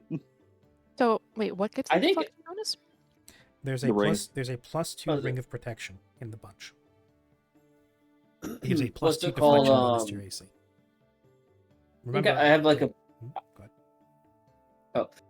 because I think I have bracers of +2, which I think are deflection bonus That's or armor something like bonus. that. That's an armor bonus. That's Actually- armor bonus. Wait, Oh, I actually already have a ring of protection, but it's only a +1. I mean, they stack, so it's not a don't- problem. I don't believe they Not say. quite. Actually, let me I double thought check. deflection I bonuses think stack. deflection bonuses do stack. Yeah. I'd really Yeah, like that ring. I go lie. I only have a 20 AC, and I'd like to be. Oh, yeah. When I Only cast one edging thing- weapons on you. You're wearing nothing. I really am wearing nothing. One thing to say, when you're next to Polari, he does give you a +2 deflection bonus to AC. Yeah, and that stacks with the deflections I already have, so it should stack. Yep. Yeah. Deflection does stack. Nice. Oh, deflection. Oh, okay, yeah. Here, take the ring. That's why technically you can wear 2 rings of deflection. 2 rings of protection, and they both stack. Just usually you don't want to do that Yep. because there are so many other rings with other uses that you want to. That's true. you I don't wanna- necessarily have any other Yeah, rings right now. I've Yeah, got as it one. is right now, you guys don't have any other rings of utility. That can be remedied. Either they can be made, they can be purchased, or they can be found. And you guys are finally reaching the level where you actually start to get some of like the really cool utility ones that aren't just like one off and the item dissolves into mist. Because there's so many cheap wondrous Yeah. items that are just single use and disappear. I'm blamed Yeah, out I already. know. Oh yeah, look at this cool ring. I'm looking My forward to fireball ring. I'm looking forward to showing that off to you guys. But yes, you now have a ring that shoots a single 8d6 fireball once per day. Dude, I'm so happy. Yeah. Like, Great. We gave the caster a giant fireball grenade. I mean, she already had fireballs. I know she already had fireball, but now she has a reason to use it. Another one, because it's a excuse me, it's a freebie.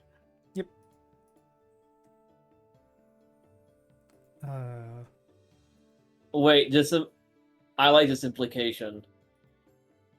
When I get the chance to, 'cause I think it's level 14,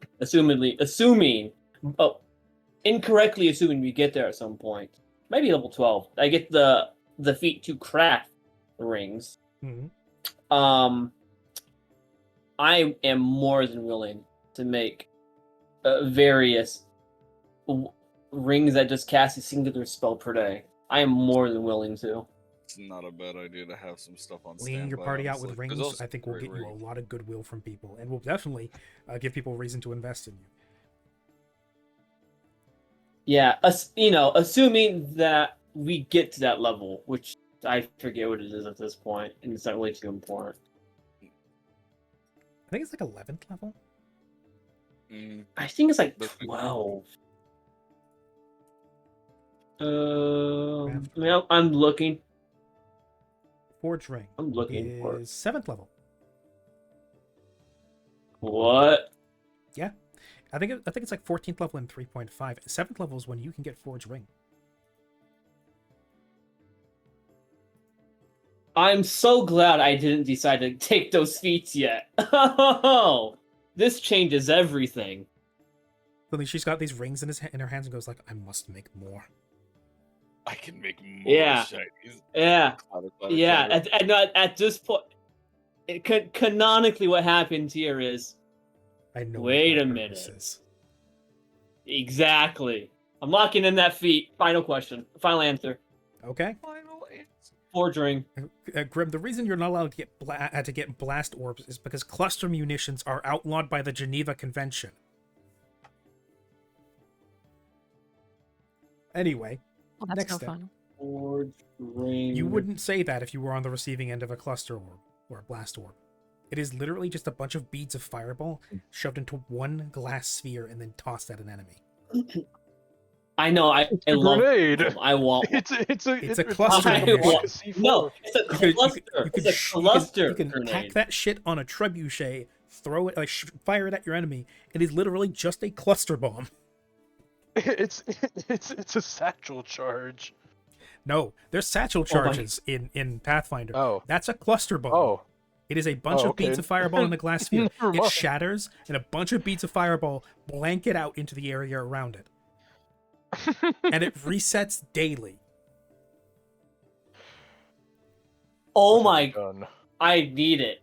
Hold on. What have Ay, I done? Dios There is no mío. Geneva off Earth. You're right, there is no Geneva off Earth, but there is still a general agreement that you don't desecrate. Anyway, yes. So, lastly, Yeah, the last I item on know. the Yeah, list. I know. I'm sorry. I Go. know. I was comparing it to a satchel charge before and trying to compare it to C4, but that's the closest thing I can think of when you can throw this thing at like an enemy ship or something and just detonate Yeah, it. the closest thing I could compare it to is one of those cluster grenades and worms. But yes, Anyone ever play Bloon? Anyone has ever played Bloon Tower Yes, Defense? yes. You know the bomb I think tower. most of us have. Good old blues. Yeah. Bomb Good Tower lord. got its Paragon anyways. Let's go. But anyways, yeah, Hey. continue. But anyway, the last item on the list. Give me a perception check real quick, Chaiko, since you're the one inspecting the items most closely. Guidance. What's guidance do? How many Plus one. plus a bonus? +1. +1. The All right. moment Chaiko shows any sign of exerting any effort on anything, Siren just appears behind her and pokes her in the back. We'll do the divine Macarena. Oi! Oi! Don't touch. No touchy. So what was that? What was that? Normally it's 6, so +7. Nice. Wow, an actually decent roll today. Nice. And with your general, like, because you have craft weapons, so your general familiarity with weapons, and also seeing Mallory utilize a weapon like this, you pick up the cane, you inspect it, you try to find the source of the concentration of its magic. It's almost like it's being dulled by something in the actual cane itself, and then you remember, and you go, you give the top of the cane. It's actually quite well made. It doesn't rattle in the slightest when you pick it up. That's a good sign of a cane sword, is when the blade inside does not rattle. You give it a twist, you yank it up, and then you twist it again, so it recenters, and then you're able to undo the catch, and the blade of this cane sword pulls out. And when you pull the sword out, the blade glows, the golden light. Well, isn't this Oh, yeah. something? Perfect for me. No, I'm kidding. Yes. Now, Just hold As hold befitting on. the dragon Takes hoarding it. all the magic items. Yeah. So what are You we looking use- at now?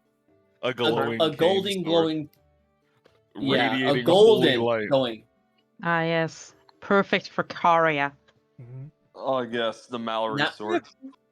Now, hold on. Why is it Uh, glowing, Mr. DM? Because it has a layering of enchantments on it. It is a Okay. +2 cane sword.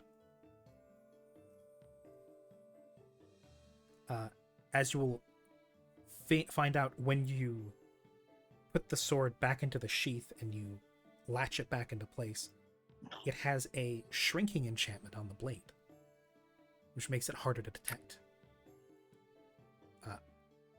it can, with both the thought and with the sheathing action, shrink the blade so that it rattles around less. It's not as heavy as a cane sword would be. And you pull it out, the blade can shrink into the size of a dagger. Making it a 1d4 weapon instead of a 1d6 weapon when used that way, but it's far easier to hide. So the shrinking enchantment is on there. So it's a shrinking +2 cane sword.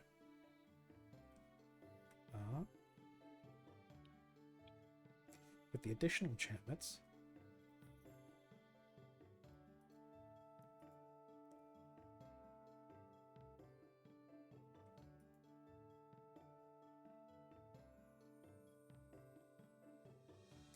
with the additional enchantments of Beaming and Holy. What's beaming? So Holy, to get to that first, is fairly simple. It counts as a good weapon for getting through damage reduction. And any time it strikes a creature of evil alignment, it does an extra 2d6 points of non-typed, or I would say probably we call it what's the word? Of blessed damage. The word escapes me. There's a specific weapon. Radiant. Not radiant. Sacred. That's 5th edition. Sacred, that's it. It does 2d6 sacred damage. Radiant's 5th edition. So yes, any damage reduction that can be circumvented by a good aligned weapon is circumvented. It does 2d6 of sacred damage. Any evil person that tries to wield the weapon takes a negative level. Oh, Hey, no. Mallory. The negative level remains as long as the weapon is in hand and disappears when the weapon is no longer wielded.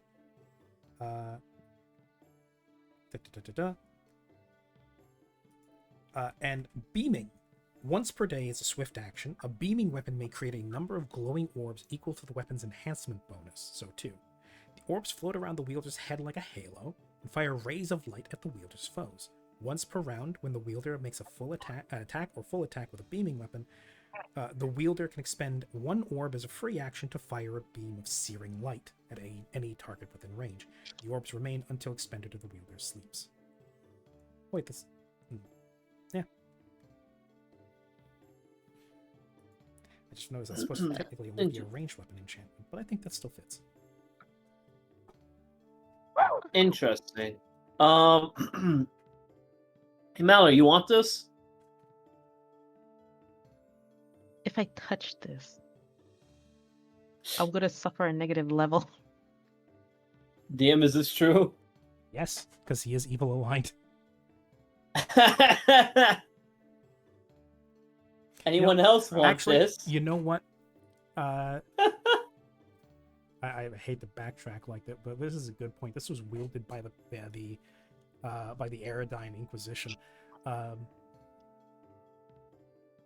was also being brought to bear against. No, it would make more sense for this to be unholy. I think I didn't double check my notes. Because these were not nice people. And they were definitely not good aligned. Yeah.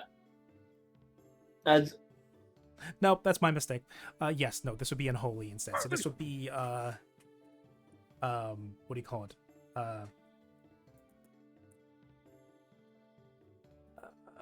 Those effects, but reverse. Yes, sacred.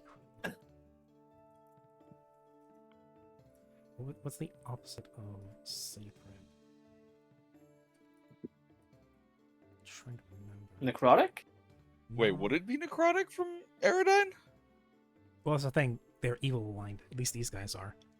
I didn't realize that. In this case, like I thought they were, holy like, and unholy righteous does not. holy.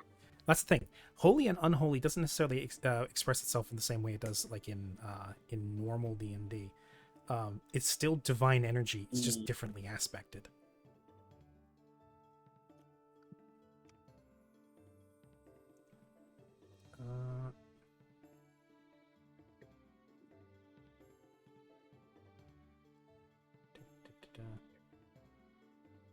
It's my mistake, everybody. One moment.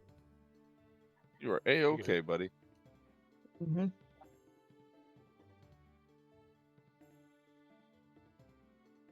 'Cause I was gonna say if it's holy and Mallory can't use it, I mean, I'll just keep it on me just for the sake of having a cane. Mhm. Profane, that's it. But Yes, so it would be 2d6 profane damage instead of radiant, or like sacred. Yes, anything that can be circumvented by evil alignment can be any damage reduction that can be circumvented by evil alignment is circumvented. 2d6 of profane damage. Any good creature that tries to wield it gains a negative level. This weapon negative level can be overcome in any way while the weapon is wielded. Yes, so it is a shrinking +2 beaming unholy cane sword.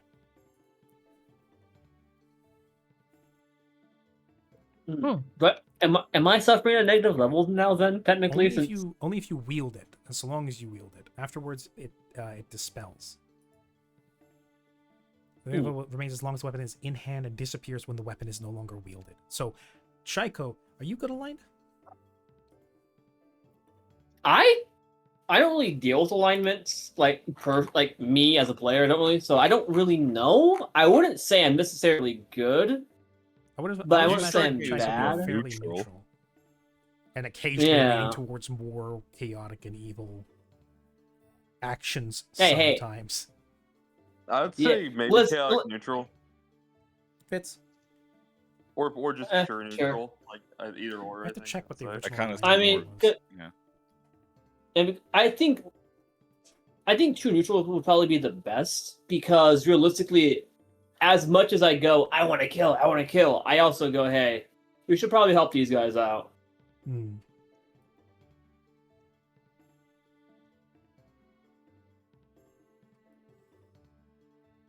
Because I'm not a complete evil bastard. Yeah. Okay. So the alignment on Chaiko's sheet is true neutral. Oh, okay, so yeah, fits. Would have been funny if Chaiko flubbed the ID by being negative leveled. That would have been funny. Chaiko's forming alignment, chaotic evil quickly changes into true neutral. Scrub. So yes, +2 shrinking +2 beaming unholy cane sword. Let me. Searing it's actually light, a pretty beefy weapon. It is. It really is. It is a collective +5 of a weapon. Yeah. It itself does not make. It does not make a. It is counterbalanced by being somewhat situational in its uses. In that the extra 2d6 damage only works against good creatures. But Searing Light... I'm going to be dealing with evil. Yeah, potentially. And Searing Light as a spell, though, is useful, because that effectively gives you 2 shots of Searing Light, which is a 3rd level divine spell. It does... what is it? 1d8 per 2 caster levels. So as it is right now, that would be 4d8. Undead creatures take 1d6 per caster level. Constructs and inanimates take 1d6 per 2 caster levels. Do PF items start checking for egos at certain levels? Only intelligent items.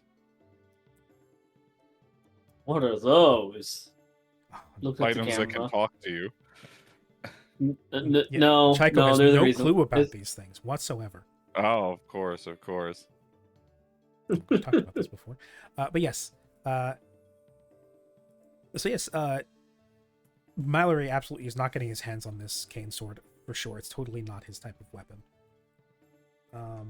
Well, I guess I'll take it. I guess I'll use it. Wait.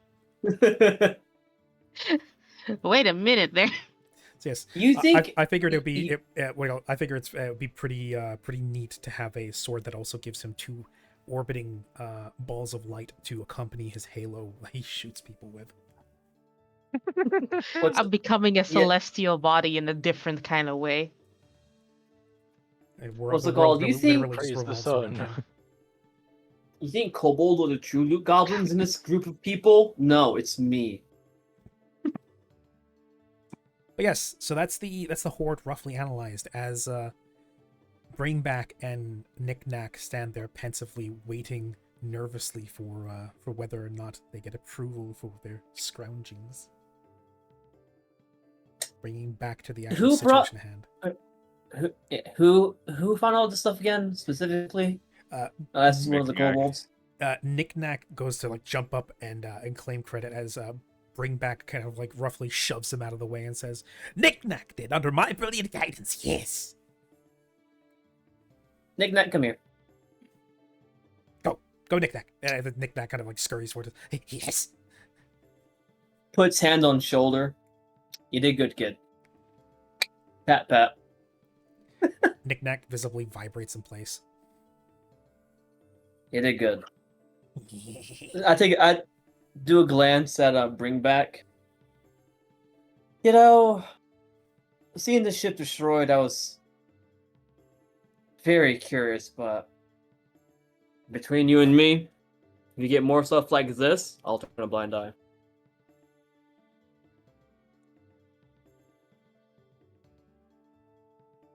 Bringback, he's visibly like clicking his claws together. The fox, the forge approves. What does the face of the dragon say?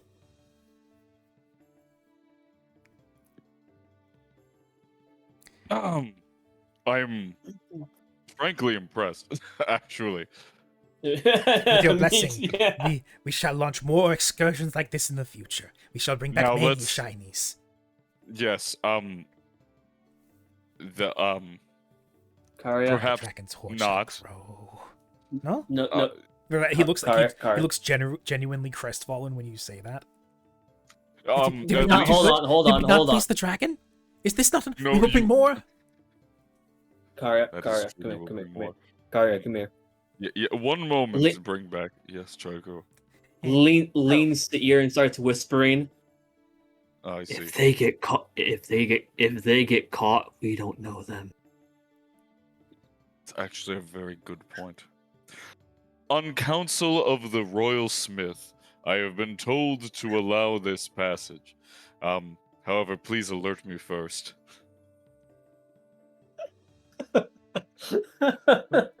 Bringback just looks absolutely elated, as does Knick-Knack. Knick-Knack. Yes, my leader. I've been promoted. You are now executive. You are now Chief Executive Procurement Officer of the Ik-Ak tribe. Like there's like an audible squeal from Knick-Knack. You have the dragon's blessing to grow the horde at your own whims.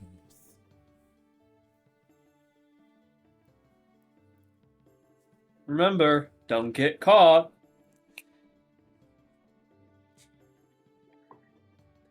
And with that, like Knick-Knack returns and says, they shall not catch me. And if they do, I shall teach them the same lesson that Rick-Rack did. None shall get in the way Yes, of the dragon's horde. Yes, in order to cover your tracks, you may need to find more zealots, such as, what was his name? I do not remember. But with such a blessing, I shall take over, bringing new followers into the fold. I shall find more to swell our ranks. Looks at Karya for a moment. You know, I think there's a reason why that sword didn't drop me a level.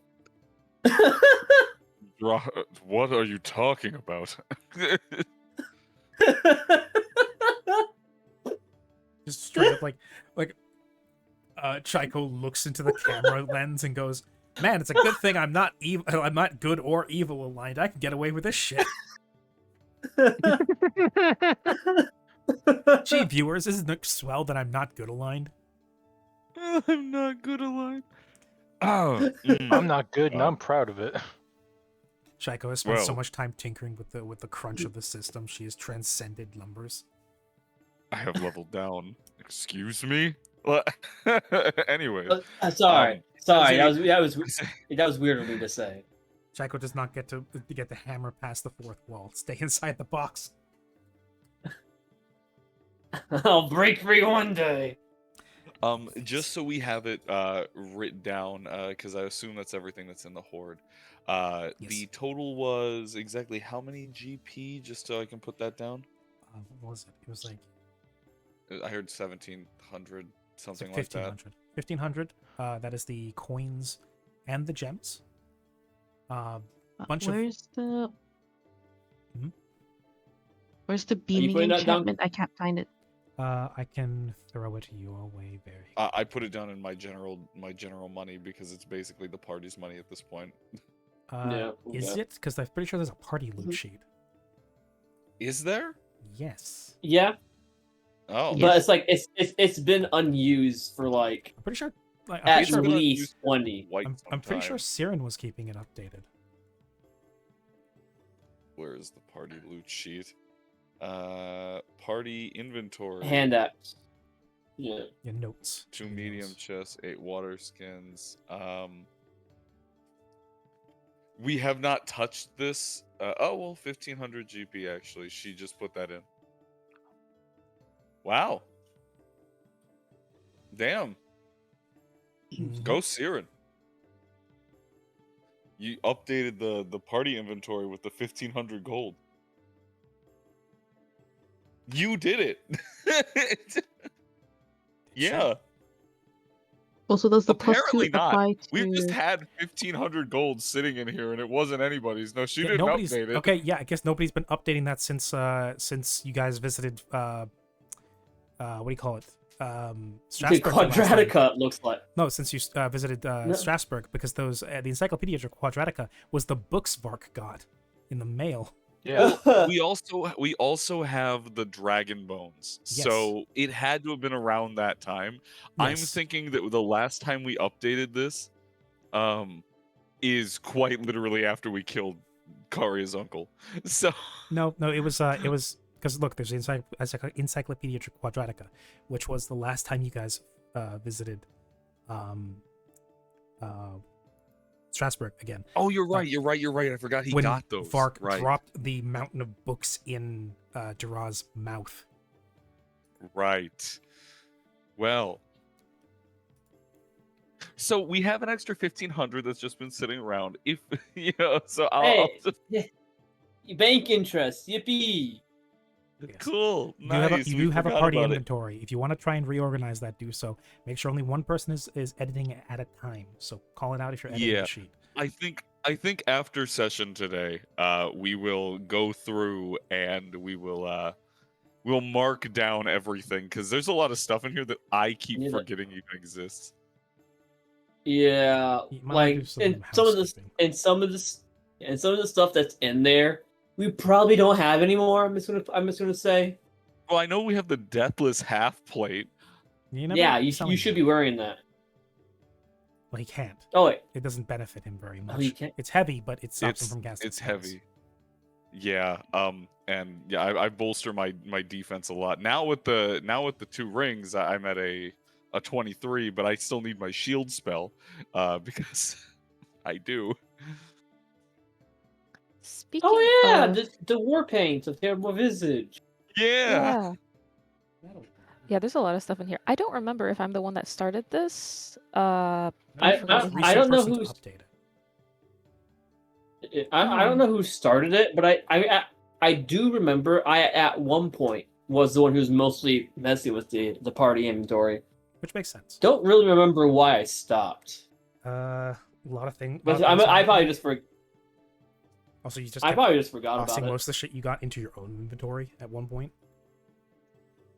Yeah, I think that's what it was. I think that's what it was. Yeah, which I to be- could- I might be because- why your sheet takes so long to load. But yes, Let's not. putting that aside. But yes. So, the items have been identified. The kobolds are overjoyed. They've been giving some slack on their leashes to grow the horde. Chaiko has rediscovered that she can craft the one ring and the many rings of power. This will only end well. Oh yeah. Um, Oh, of course. How many and, rings can you wear? You have 10 fingers, right? You can wear I as think you many can only as you wear want, 2. but only 2 will have an effect. Yeah. Hmm. So eventually I will trade out these rings for things that are a little bit more suited. However, for now, Yes. all right. There is a magic Well, item that is an amulet, which is literally just a severed hand that you could put an extra ring on. And speaking of items and rings, I had a question.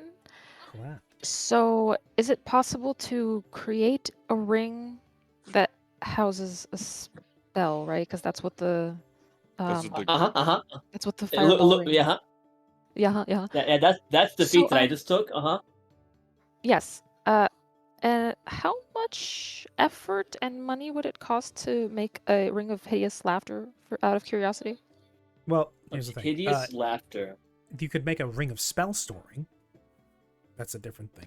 Oh. It can store up to 5 levels of spells, so two level 2 spells and a first level, or a 5th level spell alone. That's one thing. You can charge it up with spells. But if you want just a ring of hideous laughter, that'll be up to Chico to figure out how much it's going to cost. Generally speaking, Yeah. rings don't tend to just be. People don't tend to aim for a ring that is just singular spell. a singular spell, except in the case of like very generally useful or devastating spells like Fireball.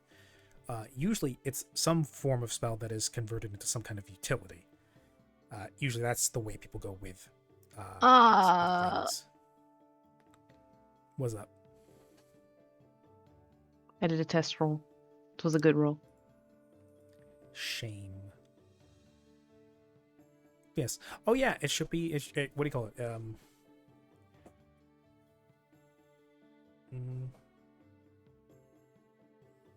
Right. Yes. The name of the cane sword, which would be inscribed in Celestial along the blade. Sublime Faith.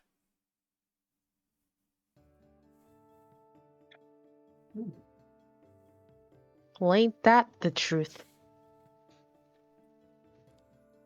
So yeah, it has a name. I almost forgot to add that. Huh. But yes. The legendary sword cane +2. Yes. Yeah. It on the blade it is inscribed the words Sublime Faith.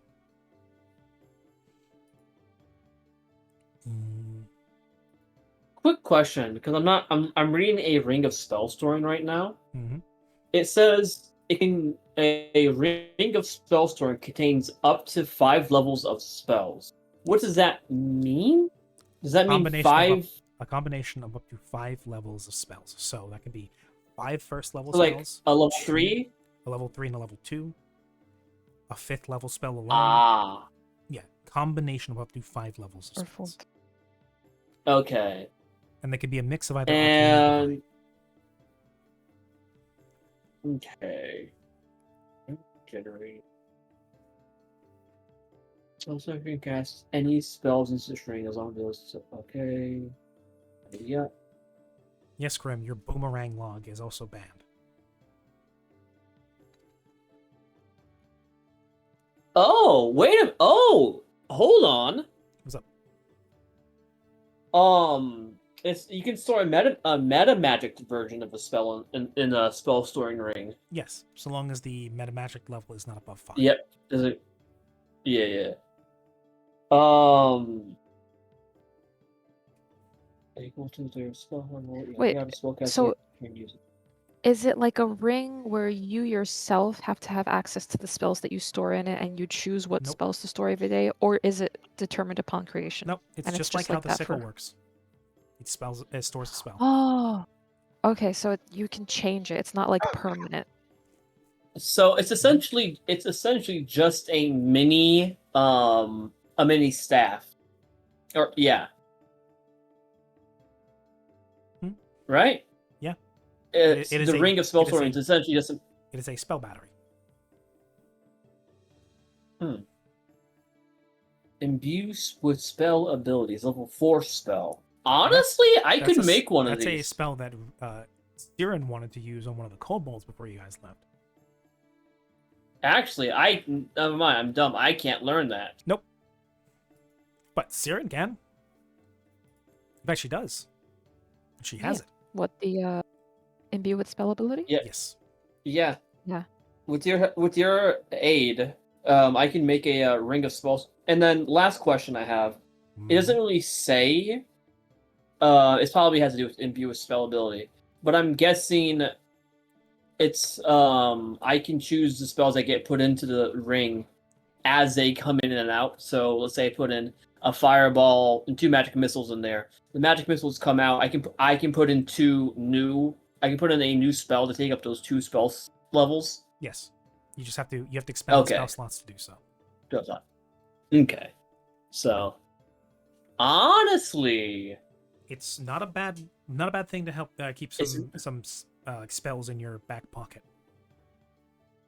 yeah. And you could potentially make it now. But yes. Yeah. Anyway, moving on. Lest we get stuck here for another 2 hours. Yeah, sorry. All good. Sometimes these things need to be done. But yes. So, the Horde has been analyzed. The Kobold's given a new lease on life. And Chaiko, too. And now Mallory has a shiny new sword, which will only be good. Everybody. I like my new sword. It is mine. It fires lasers. It fires even more. I can do so many lasers now. I have so many laser beams. So yes. With that, Bring Back bows and says, "My liege, you honor us with your praise and with your leniency. Thank you."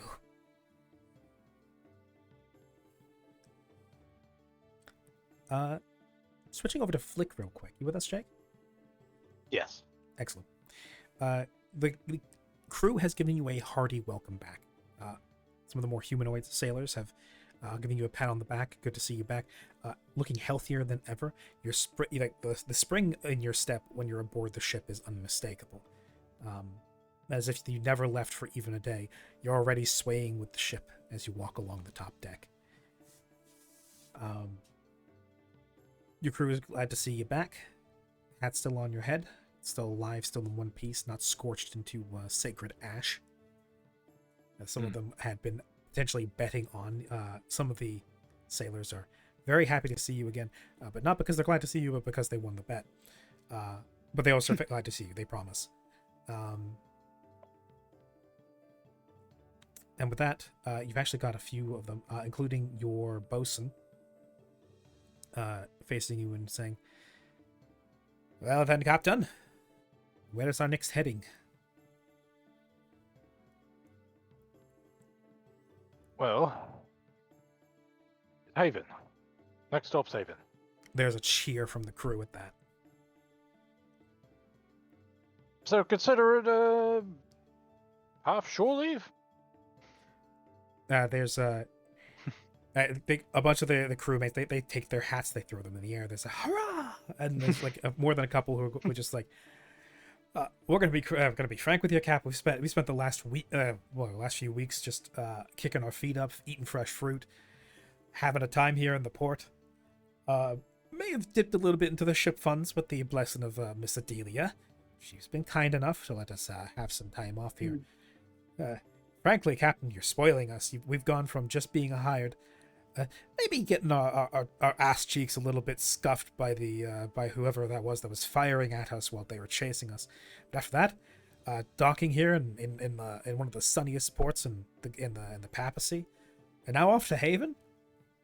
Half the crew think you're soft, and the other half wondering what kind of thing, what dreaded thing is hanging over the horizon." Well, let's not get it mixed up. We've still got ourselves some nippers at our heels. And in Haven, it's a very important business that I specifically have to attend to. So me and my cohorts above are going to be going in and dealing with that. But for the rest of you, yeah, I might have considered a half shore leave, but don't think I'm letting you off that easy.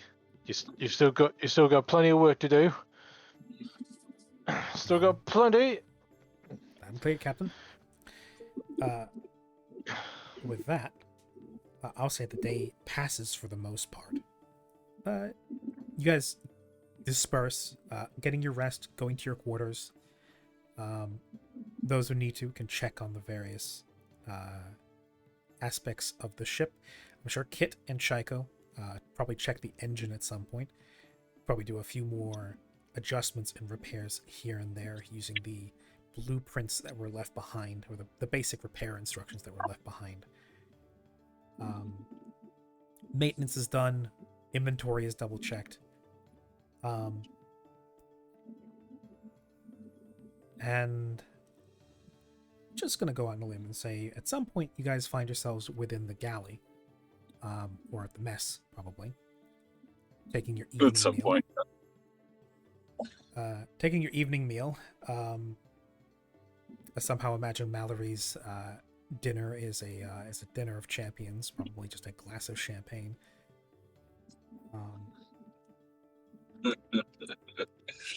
Assuming he actually will lay a liquid lunch.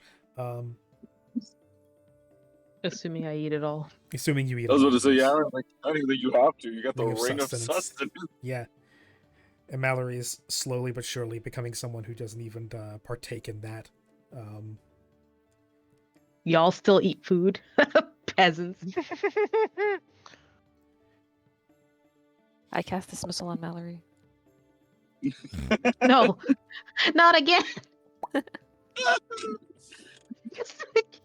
You know where else they don't eat food? In hell. It's true. But yes, eventually you guys find yourselves in the evening mess, and Adelia comes to address you at the table you've loosely gathered around. It turns out that my estimation was correct. We have a visitor. We do.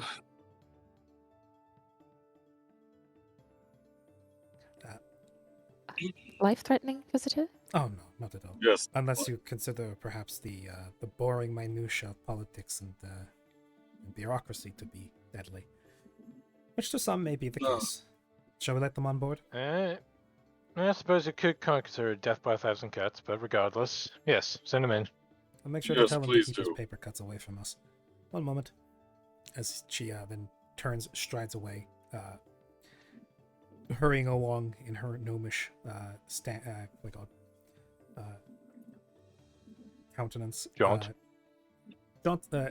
She marches away, very much marches. Yeah. And then returns with somebody familiar in tow. Not exactly the same person, different facial structure, similar garb, being a priestly robe with a long shawl scarf that hangs down both sides of his robes. This one, though, has a scarf tied around the bottom side of their face, say in a deep, rich purple. The scarf, both ends of them, are emblazoned with a golden insignia resembling a chalice. Good evening to all of you. And to you as well. I shall introduce myself. I am Father Visconti of the Church of the Mother.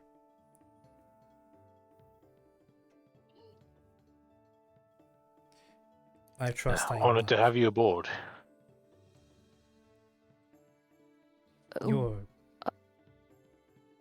Your hospitality is most appreciated. I trust I am not interrupting anything. Food is best shared with company, so no. Then I hope you don't mind if I share some gospel over the food. I myself will not be breaking bread this evening, but I will be happy to join you for a moment as he takes a seat on one of the benches, very neatly folding his hands in his lap. The wide brim hat shading most of his eyes and his brow, and his lower half of his face covered by that scarf, giving away very little besides tanned skin and two deep black eyes. Now then. I understand it's not been very long since you set back out from the heart of the Sea. I trust you found yourselves comfortable within our home. Then you I can Go ahead. No, I certainly can say so. I have not felt lighter like this in years. Good. Very good. Is this on the open ocean, or are we you guys still are down? No, It's a stone we're port. still down. Okay, I'm like, did he just show up in a little tiny boat and like? Who knows? Just appeared on your deck. Yeah. She showed up in the floaty. Hello. Yes. You witnessed the wreckage in the harbor, yes? Bit hard No. to miss. I can't necessarily say I feel bad for them, considering they were pursuing us, but indeed it seemed to be a shame. Quite so. In my honest opinion, it's a shame that it came to that. But enemies of the faith, enemies of our people, who would so brazenly attack unarmed civilians, there is leniency for such things. They were aggressors, even if to all outside observation they were simply another merchant vessel port harbor. As far as everybody else is concerned, it was just a civilian ship that exploded because a lantern was dropped near the powder store. I suggest nobody's opinion change on that. As for the other ship, it has been impounded. It is being investigated, and for the most part, we have managed to extract reliable confessions from those who were aboard, at least those who did not prematurely terminate themselves. Unfortunately, quite a few did when they realized we were wise to their deception. Others did surrender information, though sadly, they were less informed than those we lost. We were at least able to fully confirm that they were part of the envoys, the pursuit party that were chasing after you. And as such, at least we of the Inquisition are more than positive that this was enemy action upon our own soil and can permit their destruction. The Mother, of course, preaches that all life is sacred. But not all life must endure, and those that aggress, naturally, must themselves be destroyed at some point. But I am not here to proselytize or justify myself. Some of you are of faith, some not. And I don't see any of you likely converting. No. We have confirmed. We have done our best to obfuscate what information may be damaging and promote that which is good. As it is now, we are slowly disseminating and spreading word of what happened within the seat. Soon the papacy shall know of the success that was your purification. I come as a final farewell from the Inquisition and the Pope, wishing you a safe journey, providing a final update before you go your own way.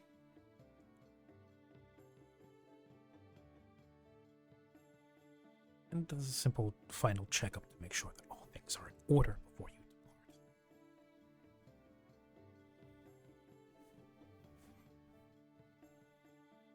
He actually stands from the bench now, stepping away from the table, smooths down his robes, readjusts the brim of his hat.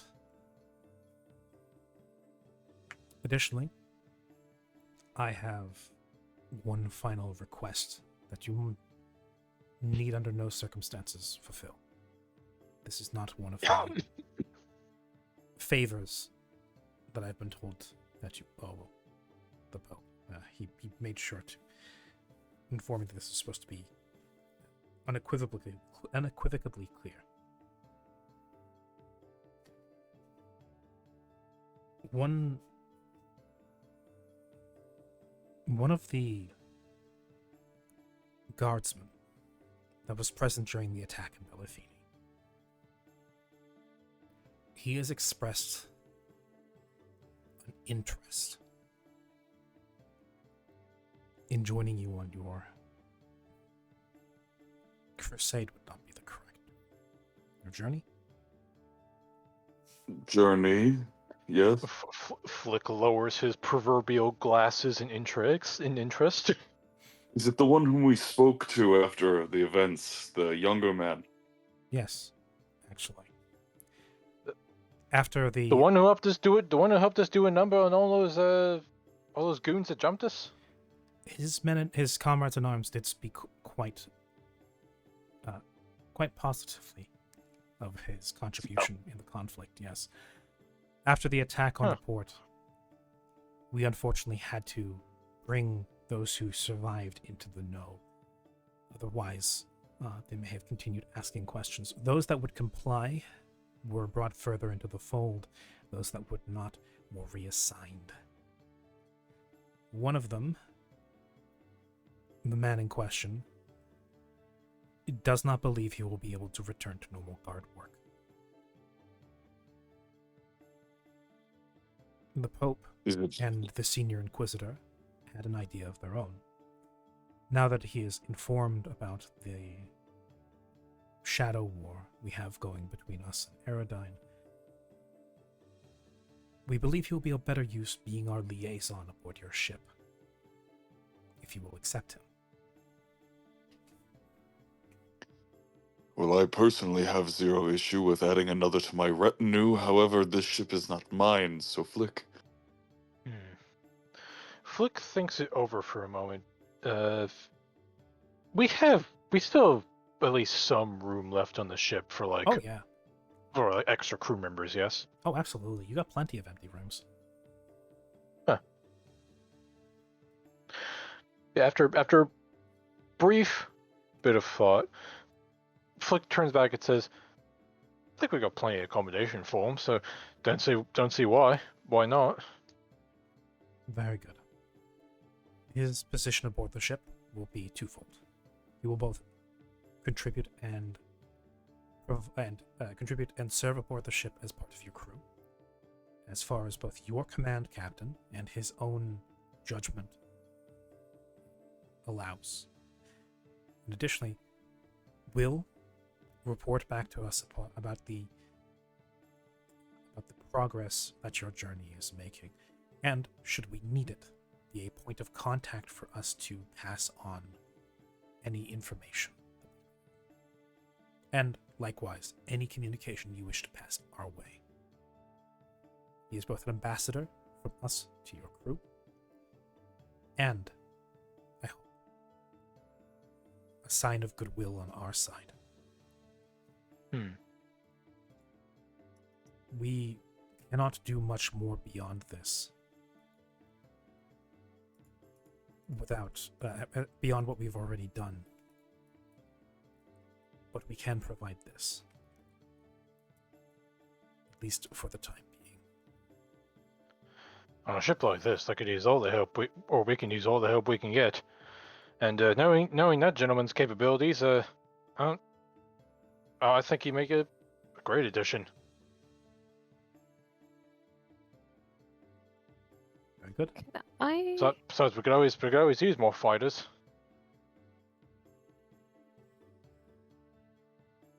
May I roll a sense motive? Sure. Just out of curiosity. Watch it turns Oh out wow. I would like to turns out he assist was with that. hired by them. Oh, I don't think you'll need Nice. to. A nat 20 This for a is total of 30. specifically. Yes, and this is specifically to.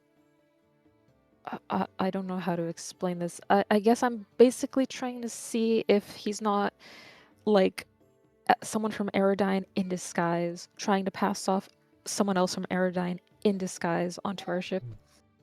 That, while normally might be considered a tad too paranoid, given the current situation and the way that they installed moles previously, not an impossible thing.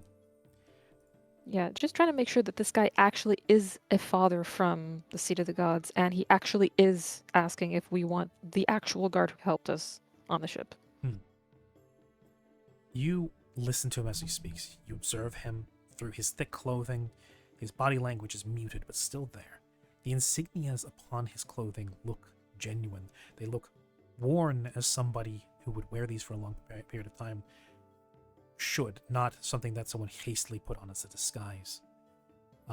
His words are even, he's clear, his tone is concise, and it's that same flavor of forthright honesty that you can tell is uncommon for people like this, but reserved for trusted allies. The kind that the previous Inquisitors were communicating with you. And now there's an unstated, below the surface statement of this guy is also here to monitor you guys and report back to you if there's something that is against the interests of the papacy. Yeah, I figured that was a given. You're fairly certain that this guy is a bona fide father of the Church of the Mother of Mercy. Specifically of Gazridge.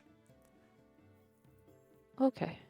And you'll be able to notice the face of the guard, who is now that this has been solidified. What?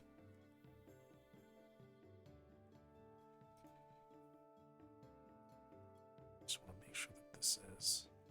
I think we did make jokes about this guy becoming a character Yes. when this first happened. Yes. Because he was like rolling so well, he was like the Chad guard. Yeah, he beat the shit out of Yeah, because he went to town on the enemy. Yeah, he actually beat the shit out of a lot of people. So yeah, no.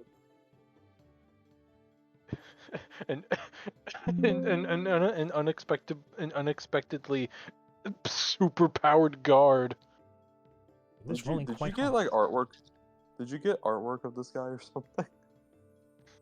You might have to if you want. I might. For a single NPC that you guys might not make much use of, I'm not immediately going to do that.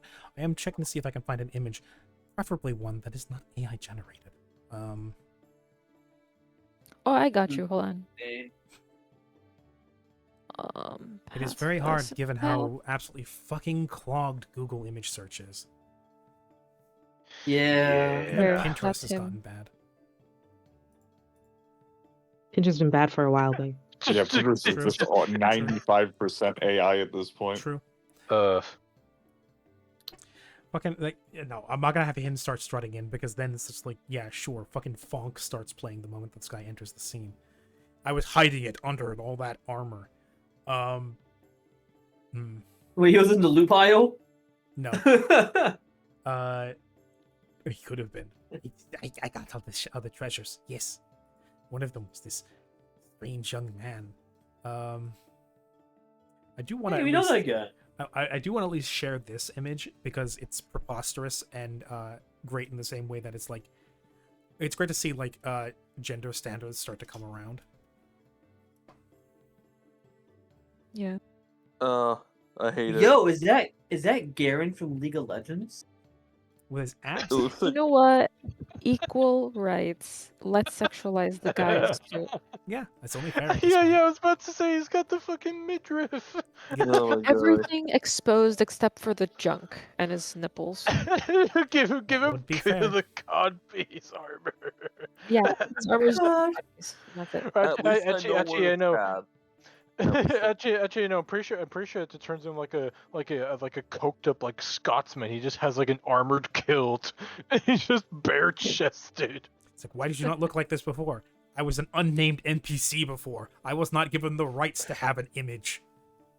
I've been upgraded.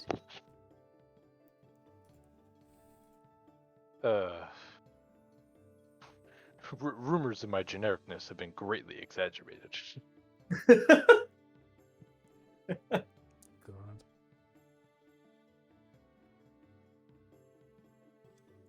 But yes,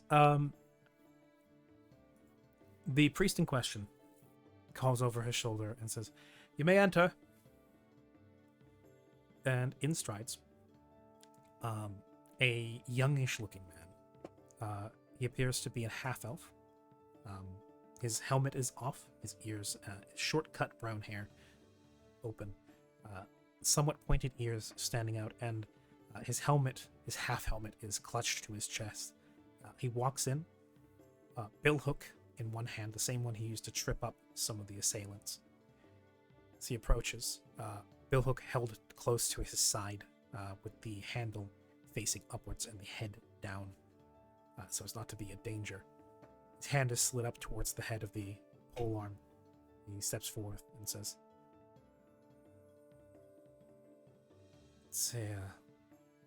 it is a privilege to be allowed in this close. I did not know the truth of your journey, your pilgrimage, and the matters which you have been embroiled, and now I am sorry. It is.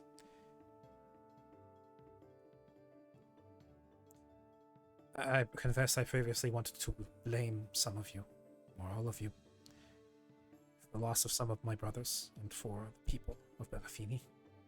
I swore my life to protect them, and I failed. But I hope to redeem myself and prove myself to the gods above and to myself, the people who I failed. If you will have me, I will journey with you. He is dressed in simple half-plate with quilting for the sleeves and a tabard that comes down his thighs. Simple boots and pants, and what looks to be a sidearm sword strapped to his waist.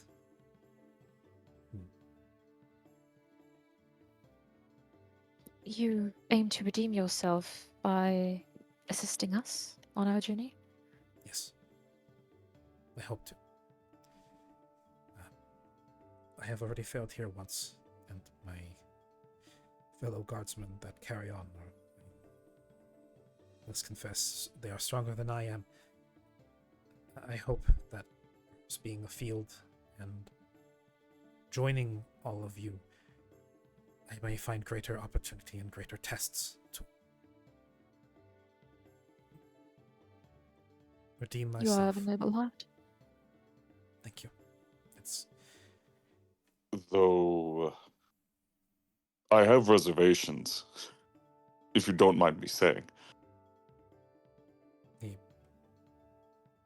lifts his head somewhat to look at you, waiting. You are plenty capable, I have no doubts of that, and I say this because I have seen you fight. Likewise, you're more than proving yourself. It was a fluke. But I have never been tested in combat like that before. well, natural talent will get you far, but that is not my point. I would have you on this ship, I would have you in our retinue, I would have no issue, but are you certain? This is not an escape. In many cases, you will travel and see things that you would better wish you had not. I watched a woman weep over the corpse of her friend, whom she believed was him, but in truth was just some heinous facsimile of him, with all of his memories, and she was quite devastated. And we have seen villages filled with the bodies of children and burned those down. What I am saying is, this is not for the faint of heart, and are you certain? I would not judge you if you were not, but I would not wish to put you in a situation where you may regret it. It is precisely my regret that brings me here.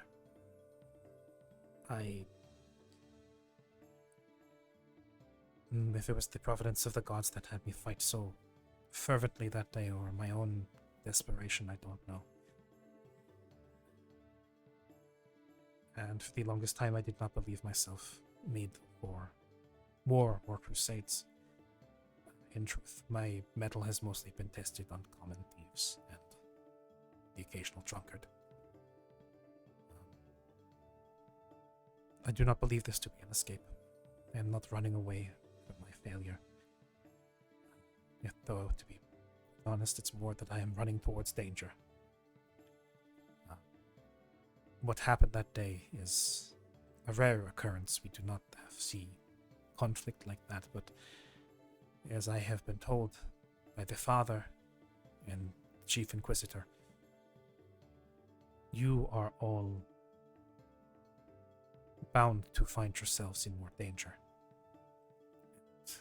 It will more than likely be for a righteous cause. I do not have any other prospects that promise such things. If I can join you, fight the good fight, combat enemies of what is good and righteous, then that is all I can ask for. Well, it is for that very purpose that Adelia joined us. She is sworn to faith. I see no issues, so long as you are certain. If you will have me, I will journey with you. The gods above shall watch my steps. I hope they protect all of you and they guide us. In Lingua Dan, Columbus will kind of just hit him with like a rather ordinary question. Where are you from? In the papacy. I was born in a village. He will respond and seem a little caught off guard for a moment, and then will regain his composure and then reply in Lingua Dea. Mm-hmm. I was born to a small village not far from here. I have lived in this province all my life. I joined the guard, the gendarmerie here within Bellafini, as it had the best prospects for both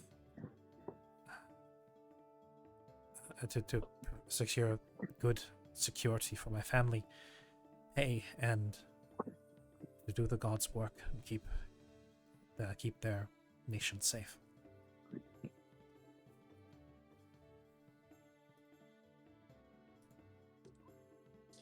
Good to know. Finally, someone else I can talk to from my homeland. It will be welcome on the long trip. Mm-hmm. Yes, and Carlos, what is it with you and using those funny words? funny words. I'm talking to a. Can I not talk to a kinsman in my native tongue? I like your funny words, Magic Man. You can, and I like your funny words, Magic Man. Yeah, no, he is kind of speaking the equivalency of like a vulgar Latin to this guy. Yeah, Wingardium Leviosa, right? Yes. Anyways, I'll go back to summoning demons with this guy that's coming with us now. Yes, of course. Well, until then, yes, sit with the crew. Mind the kobolds, as I have discovered they're actually quite dangerous. And make yourself comfortable then. We will depart, I believe, in the morning, or at least soon after. And we will begin your training soon after that. Thank you. Look forward to joining you. And he will. Shall I be assigned to a room? Shall I seek one out myself? Find one that suits you. I see no issue with it. Well, Captain Flick. Yeah, regardless. Welcome to the crew. Thank you. Captain, and shall I refer to you? I heard one refer to you as Commander? Captain, Commander, Helmsman, or just Flick.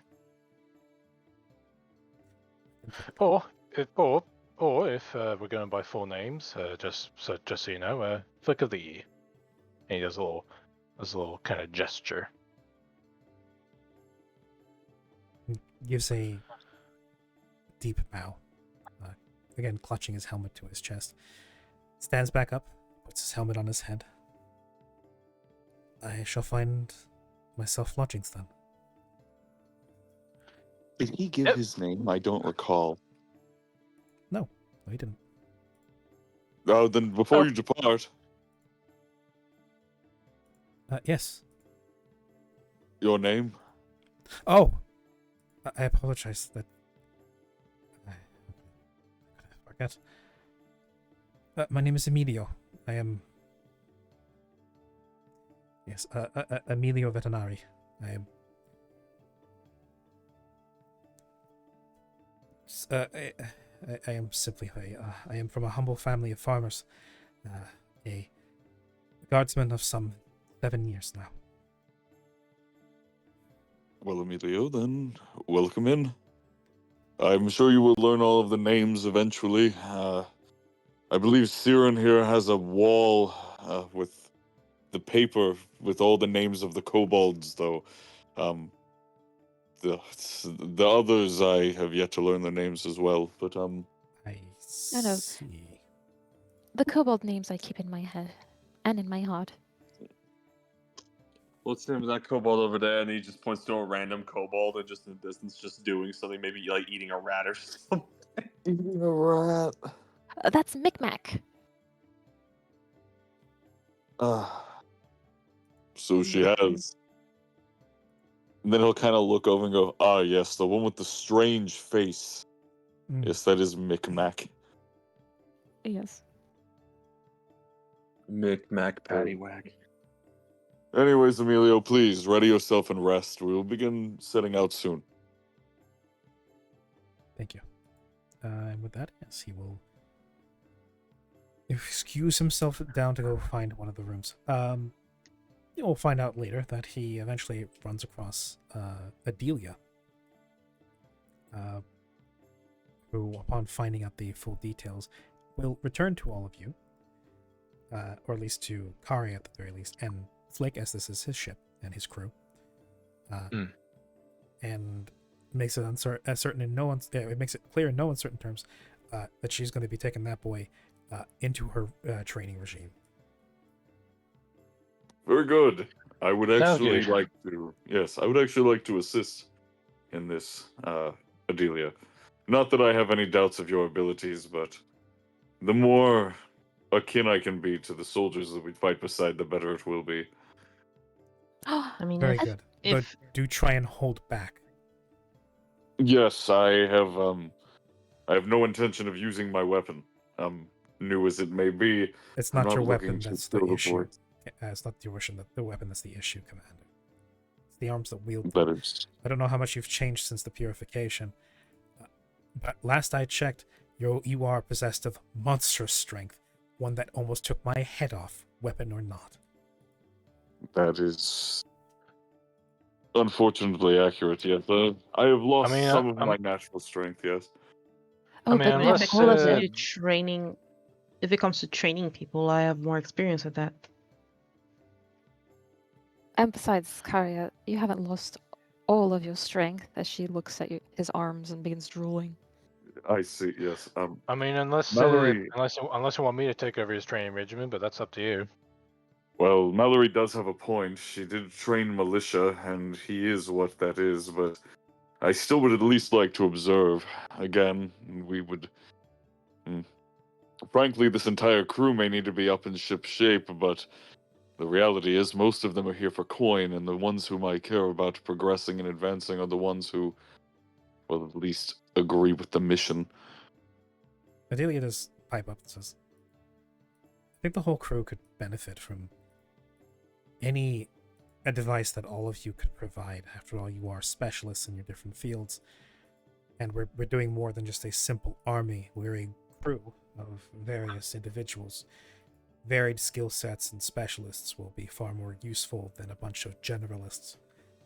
So by all means, provide what teaching you wish to the crew, whether it's Emilio or others, but there must also be a drilling and unity and camaraderie instilled in the crew. And those that join in can help build on this. As per your instruction, Flick, we have been drilling regularly since your leave. Good to know. You may, I specifically wish for Emilio to join in on this and begin becoming part of the crew. Those that wish to join in with that, or provide their own instruction, may. But if we want him to be part of the group, Sounds good. if we want a fellow man of faith, one with a particularly strong mission in mind, well, let's just say I see some kinship in him, and I want to take personal responsibility for his training. Oh, are we going to have another one in the kingdom, I suppose? And he'll kind of air quotes with the kingdom. Perhaps. We'll see. He does have fire, though. He seems a bit sullen for the time being. I'm going to disabuse him of that. That's no use to anybody on the field of battle. Remorse is well and good, but being sad does nothing to actually stop the issue. Adelia, Yes? do you have a crush on him? They just met. Siren, I think do you've I got appear a to be a crush on him. schoolgirl to you, madam? No, not at all. You don't need to be a schoolgirl to Do I like somebody. appear like a child? Ma'am, I am a soldier. Yes, but even soldiers have hearts. Siren, please. Says You're a Siren, woman of the standing there cloth, as please. a strand of saliva connects from her mouth to Karia's bicep. How? Like stifling giggles. Just placing a hand over his mouth. Just Adelia closes her eyes, takes What? a deep breath. I appreciate your attempt at levity, but he's a bit young for me. How about I show you to Oh. the room, Emilio? Was it? And like, Kanabos is just gonna start moving him out. Thank you, Conavos. Thank you. Besides which, I do not mix pleasure and business. It's not proper. That's true. I'm here on a mission. I'm not here to fraternize. Well, all right then. I hope you find someone suitable for you. I appreciate the We've sentiment. got plenty of time together. I appreciate the sentiment, but please don't. Yes, Okay, Siren. Well, while you intend to play matchmaker, I believe I am going to take my leave. I need to get Vair back out there, and we need to at least do another test flight before we leave. I would hate for us to be caught off guard. So, Oh, boy. I'll give the ship another once over. Should be ship shape and ready to go. No, so to say. yes, we can only hope. I'll definitely have some folks keep eyes out though, just in case it's hard to send backup. Because you never know with these Aerodon folks. Now and them, they're definitely relentless. Yes, yes, they are. All right. Well, I will head off then. I must retrieve Vair and then to the skies for a fair bit. Before you go, The Inquisitor know, is I- still I- the I meant- Inquisitor is still there and says, "Please keep any flying around the city or the town to a limited amount for the time being. Please wait till you're out at sea." We don't Oh, wish to scare yes, the no, I populace. wasn't intending to fly over the village or the city. I was just simply flying out towards the sea, actually. Just for a bit. And just need to see how we can handle it at night. He's like the Inquisitor kind of grumbles under his scarf for a moment and says, "I can't stop you, but I would request that you not, at least within visible shot of the harbor. Even we've yet to fully disseminate the rumors. If people suddenly hear word of a giant green dragon flying around a port city, there will be That is a good point. disturbance. We'll have another issue. Please wait Yes, till you I are on the suppose open that is ocean. Yes, I suppose that is fair. Well, it shall be done. Shall wait. There will come a time. By the time next you return, people will know of Vair, and most will be able to see the dragon flying in the sky with not so much panic. But this needs Yes, to I have not seen a dragon of his color ever. I was not even aware they existed, so suppose it wouldn't be necessarily hard to spot. We have limited records of Malachite dragons within the archives of the libraries of our churches. They are something of a bygone era. I myself do not know much of them besides the fact that they did in fact exist. Yes, it's been a very strange month or so. But I digress. I'm sure that we'll eventually make our way back to the Quadranon, that general area, and I'm sure that they will have more information as well. But first, to Haven, we deserve a break. Yeah, that's right. Karia, before you go on your test flight, just to let you know, I did inform the crew. I informed the rest of the crew down below that it's going to be sort of half shore leave for them. That being said, I'm still going to be posting some up top just in case these Aerodyne bastards decide to follow us to Haven. We cannot guarantee any sort of safety at this point, knowing Aerodyne. Once again, they're going to be nipping at our heels. Better safe than sorry. I can completely agree with that, my friend. In fact, I'm half tempted to stay on the ship, but Haven is more of your domain, so I trust your judgment on that. Just let me know what you have need of me. Look at that's going to reach back into his pocket and he's going to pull the letter back out and give it another once over. And as he does so, he tells Karia, whatever is waiting for us and waiting for me over in Haven, but let's just say we can't have any interference from him.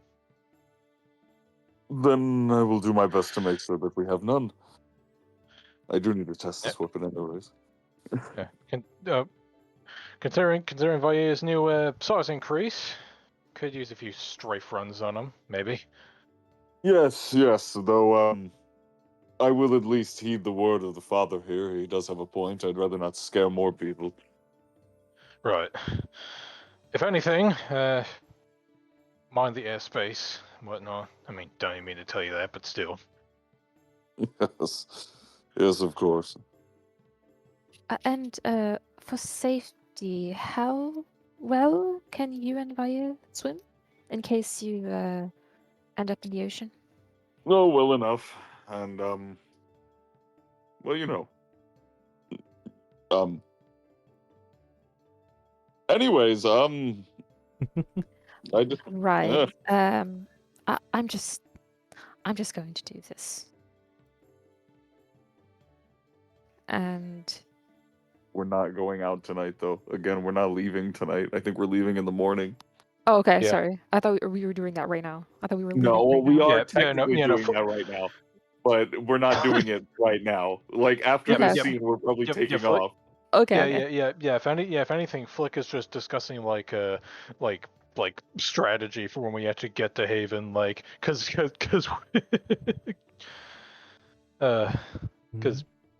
simp safety. Yep. Yeah. So, the Inquisitor in question, he doffs his hat for a moment, just enough to be a salute. Takes a step away from the table, and through his muffler, he speaks and says, I should be going. You have busy hours ahead of you, and a whole journey. I shall return. Thank you, most humbly, for both your assistance, your compliance, and for taking on this errant pilgrim that wishes to journey with you. Please take care of him. And if he can be of use to you, utilize him to the best of your judgment. I bid you adieu. And to you as well. Puts the hat. He'll give it a curtsy. Puts the hat back on his head. Gives a small bow. And begins to stride away, his priest's habit fluttering behind him.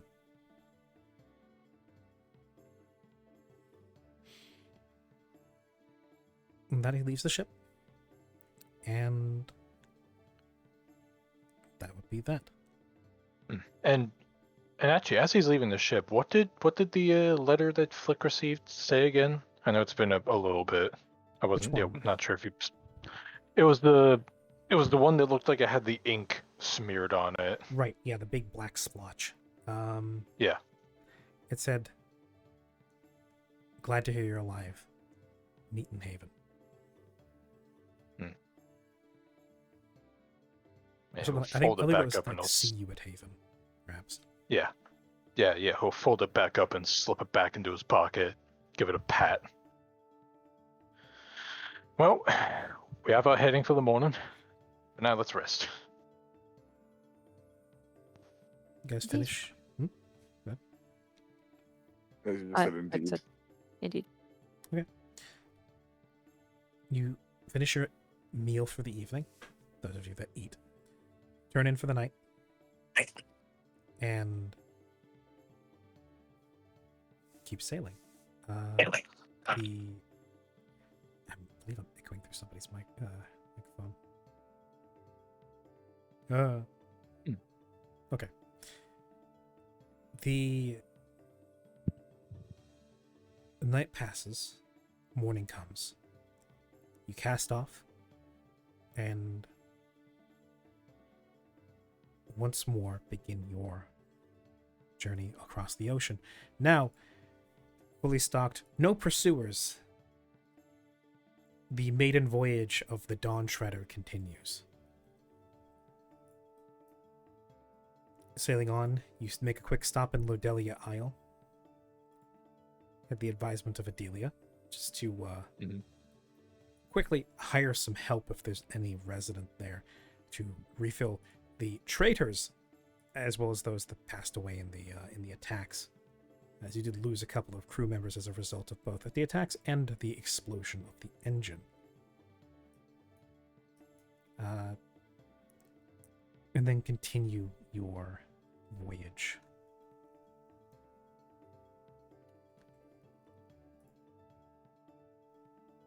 It's about 4 days, including the stop at Lodelia.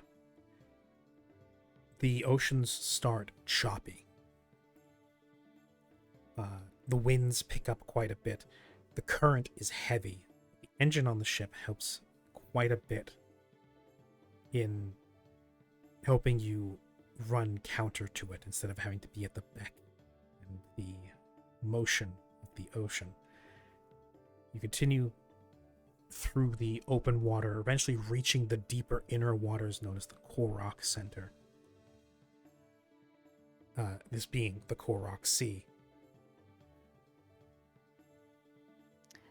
Can I say at this point, once we've reached the Korok, that Siren would have done her Coatl polymorph blessing of the tides, or hold on, what is it called? The spell that On lets you flick, just move at full speed. Yes. Hold on. Yeah, it's just the blessing that makes it so the winds are favorable and you move at full speed and towards your destination. Ocean God's Blessing, I believe. I have to find. Is it Mish or Awas? I think it's the Mish.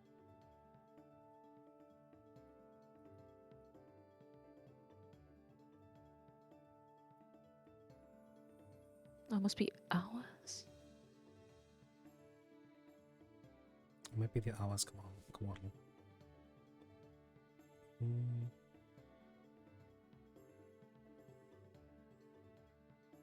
Yes. Yeah, it was Gifts of the Sea. Gifts of the Sea. Okay. You polymorph, or you transform into your Coatl form. Now floating above the deck, and you pass on the Gifts of the Ocean, a blessing onto Flick as he pilots the ship, and it picks up, going at full speed regardless of the still tide or the heavier breeze. It carries you forward, and soon in the distance you see a place you haven't been in a very long time.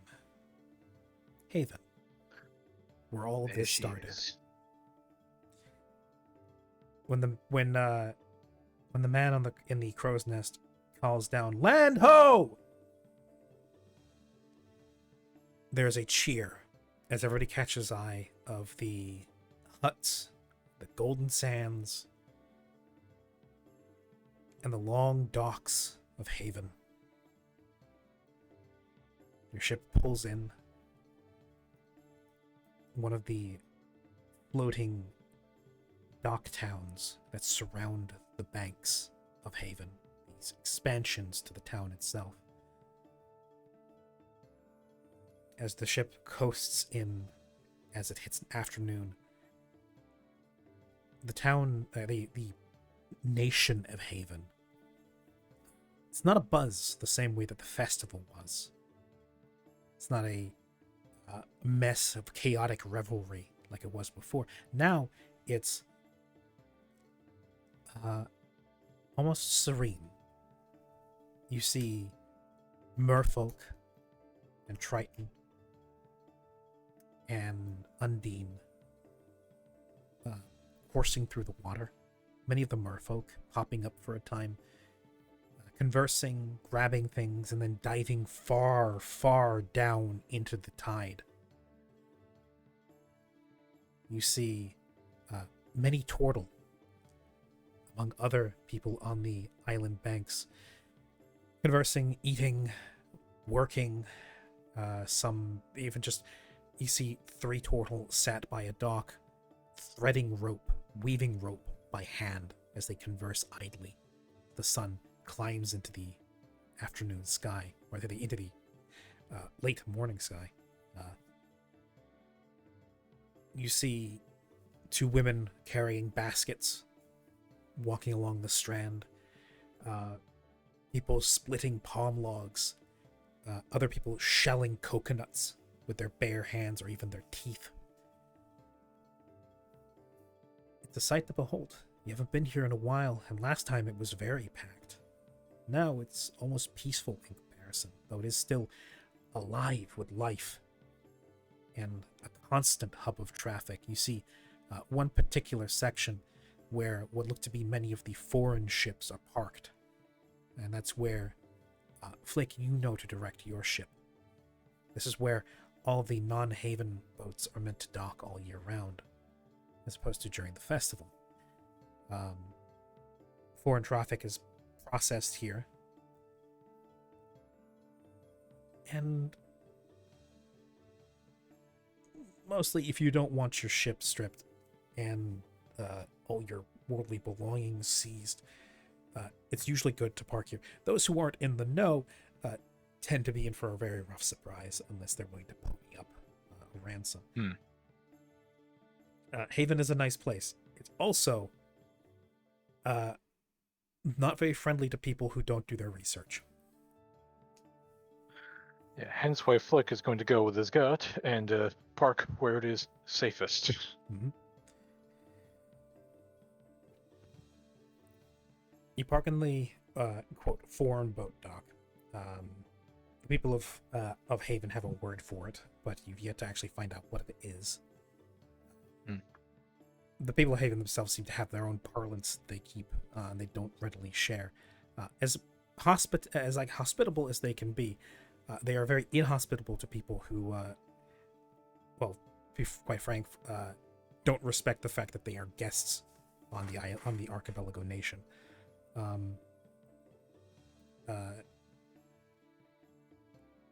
Nice place, not always nice people, but that should be expected from a place that plays harbor to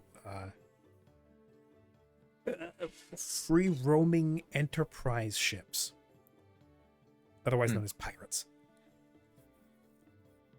And of course, in order to deal with people as cutthroat and bloodthirsty as pirates, they themselves need to be a little cutthroat themselves.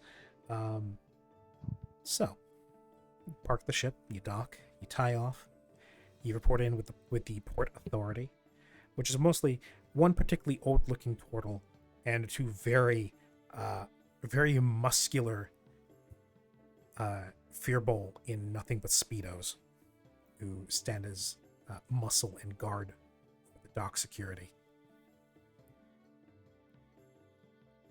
Oh my god.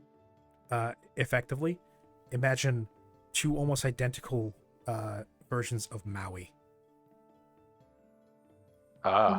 Fully oiled, standing with their arms crossed, standing behind this turtle, giving you a death stare.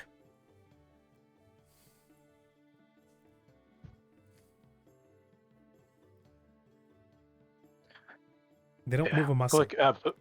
Flick definitely keeps his composure. He knows well enough not to mess with guards of particularly high-ranking Port Authority members. Mm-hmm. So yes, you play by the book. As a result, the guards don't shift a muscle, they don't lift a finger, they don't get themselves involved in any respect. You sign through what documents you have to. Some of the waivers that they have, which is more or less just a very informal. I recognize that I've read the fine print on this. I know what's expected of me being here in Haven. Don't be a dickhead, and we won't steal your ship. Ain't that the truth? Yep. And also if you die here within Haven, your ship becomes property of the people. So yeah, something is a common thing to happen if people die in bar fights here. The captain ends up defaulting the ship to the nation. It gets broken down, stripped down for parts, and used to repair local boats. Flick refers to it as the old whale fall rule. You die, everyone gets a share of you. Yep, basically.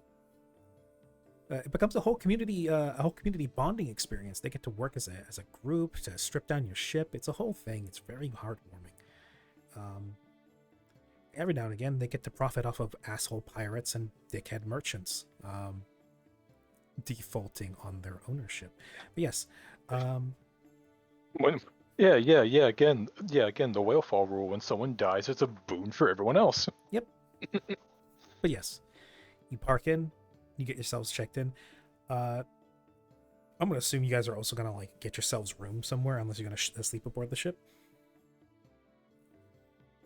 Well, before we go searching, Kari might actually have to sleep on the ship. Yeah. Vair probably can't fit, but that's fine. We were going to keep crew on the ship anyway, so it makes sense. Kari was probably going to stay back anyways. I mean, yeah. Before we fully disembark the ship, Flick is going to gather together the crew to start laying out his plan going forward. Okay. Also, one last thing, since I kind of rushed the actual trip across the ocean. For the test flights, they would have gone decently well. It would be a bit awkward to get a takeoff out the side docking door, but it was better than launching off the top deck. Karia and Vair can swim. They just can't swim very well because they're both rather heavy, and Vair is now covered in rock. It's not his specialty. He doesn't swim very well. He digs better than he swims. I figured, which is why I was going to preemptively cast water breathing on two of them, but everyone as well, just in case, That would save them a bit of panic, I think. Yeah, it's just because I'm if they fail the fly check like they did the first time, they're going to land in water. And if they can't swim, that's the most pathetic way to die. Vair probably ends up doggy paddling his way back to the ship at some point. Fair. But yes. Side question to Chaiko. Is there a point where you want to actually test fire this fireball ring, or are you saving that for a special occasion? He is muted. It's a special tool that will help us later. Imagine. Yeah. It will come in clutch. Yes. Anyway, until he unmutes, we will turn to other things. So yes. Right, you guys dock. The crew has been informed that this is both a shore leave and also to be wary, as there are potential enemies abound. Yes. Specifically, Flick tells them that they'll be kind of rotating in shifts. At the end of your shift, you get to enjoy the island, but when you're on shift, you stay on the ship and you keep eyes out and you maintain a perimeter of sorts. And also maintain a line of communication, so if somebody sees something from the ship, you pass it down the line, no questions asked, to keep everyone informed. Hmm. Okay. Yeah, basically a rudimentary, like, I guess, telegram? Yeah, human telegram. Okay. Otherwise known as word of mouth. Yes. Yes. Yeah, no, they'll do that. They'll absolutely keep an open line of communication to make sure that everybody is kept abreast of that. And also keep it clandestine. Mhm. Yeah, Whispers. Like I say, we don't want the population knowing that we're passing word back and forth between each other openly. Keep it hush. I'm back. You're welcome back. So I did ask, Hello. but you were absent for it. Did Chaiko want to test fire the fireball ring at some point, or is she keeping that as a surprise for later? You see, here's the thing. I really want to try it, right? Mm-hmm. But what excuse? What excuse do I have to cast a random ass fireball out of nowhere? It's going to be intense. Yes. And yada yadas. Basically, I'm scared. It's dangerous to blind fire without something to target. Essentially. Fair. I would have figured that just being out in the open water would be probably a good time to do it. Oh, if you wanted to do it while we were sailing, then yeah, that's fine. And I'm mostly what I want to know is its command word. What sets it off? That's the most important thing that I want to know. Yeah. Let me think.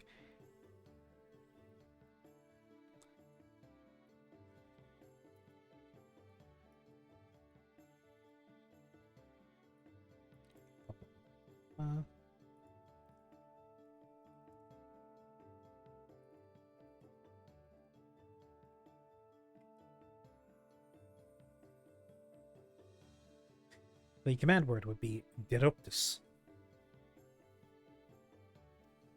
Which is What's Diruptus, which would be the celestial word for burst. Does that work in common?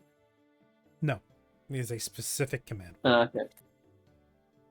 Diruptus. Diruptus. Wait. You're gonna get cursed. I'm telling you. Yeah. Can you type that out? Sure. Well, you can't get cursed by a celestial. Yes, you can. Yes, probably you can. can. Unless it was a beneficial, benevolent curse. No, That's an Anyone. oxymoron. Yeah, you know What did Oracle you is a just call class, me? right? You know I'm cursed to forever have pearly white teeth. I'm Oh, cursed with no. balls. My lobster. Yeah, my lobster's too buttery. My steak is too juicy. No. Damn it, I'm forever cursed to have all of my pillows be cold. Oh. Urgh. And my socks are always dry. Yeah, but no. Oracle's whole thing is about being cursed, sometimes by divinity, or some other I guess quote unquote celestial being. Sometimes. Higher powers. Why would they do that? Because They're sometimes. supposed to be the good guys. Well, they're supposed to It's be the good guys. Usually, sometimes Oracle is just higher powers in general. Yeah. And sometimes higher powers have a purpose for somebody that they don't necessarily want to be part of. So that's where Oracle comes in, where they have they have a goal in mind for you, and they're going to make you do it whether you like it or not. Yeah, and they curse you just because they. Well, I don't know what the curse is meant in this for, case, really, the curse is a result of having divine power foisted on you. Your body is not ready, and you're kind of forced to be host to this power. It manifests in different ways. Other times, the curse is quite deliberate and is meant to either be a punishment or a reminder as to your purpose. Yeah, using bestow curse also isn't an evil spell. Funny enough. Nope. But yes, you can absolutely be cursed by a quote benign or benevolent sources. Siren has cursed people. Hollow cursed people. Have I? Did you ever? Oh, hit you mean somebody? like Bane? Bane is a curse, yes. Oh my god. You are Am literally I? Are inflicting we the somebody with bad baddies? luck. No, we're not the baddies. We. No. Here, hey. If we're the baddies, I know how to test this. Mallory, give me your sword. No, it's my sword. Oh wait. Okay. So I missed that part. His cane, his fancy new cane he got. If someone of a good alignment wields it, what happens? They get a negative level. Knocks them down a level. Oh. So basically, hold this. Do you feel weaker? If so, you're fine. I feel great. Alternatively, Mallory's a great judge of character. Anyway, so the question does become: does Chico test fire this fireball thing, or does she wait until a different time to do this? Yeah, she would pop if we're out in the open sea. She would let everyone know, hey, testing magic ring, no need to fear. What was it? Hold on. It's in the Roll20 chat. No, I got it. Euruptus. So they put the drawbridge down. Max range. Okay. You put the drawbridge down. So you're standing out away from the ship. That way, if something gets lit on fire or scorched, it's the drawbridge and nothing else. It is reinforced with metal. You got people standing on standby, including Siren, to put something out. You slip Well, you could on. also just aim it at the ocean. That's what she's doing. She's standing Okay. on the drawbridge and aiming it out into the ocean. Skedaddle skedag, I reduce you to molten slag. You slip on the gold bone ring. You point out and you declare, Diruptus. Second.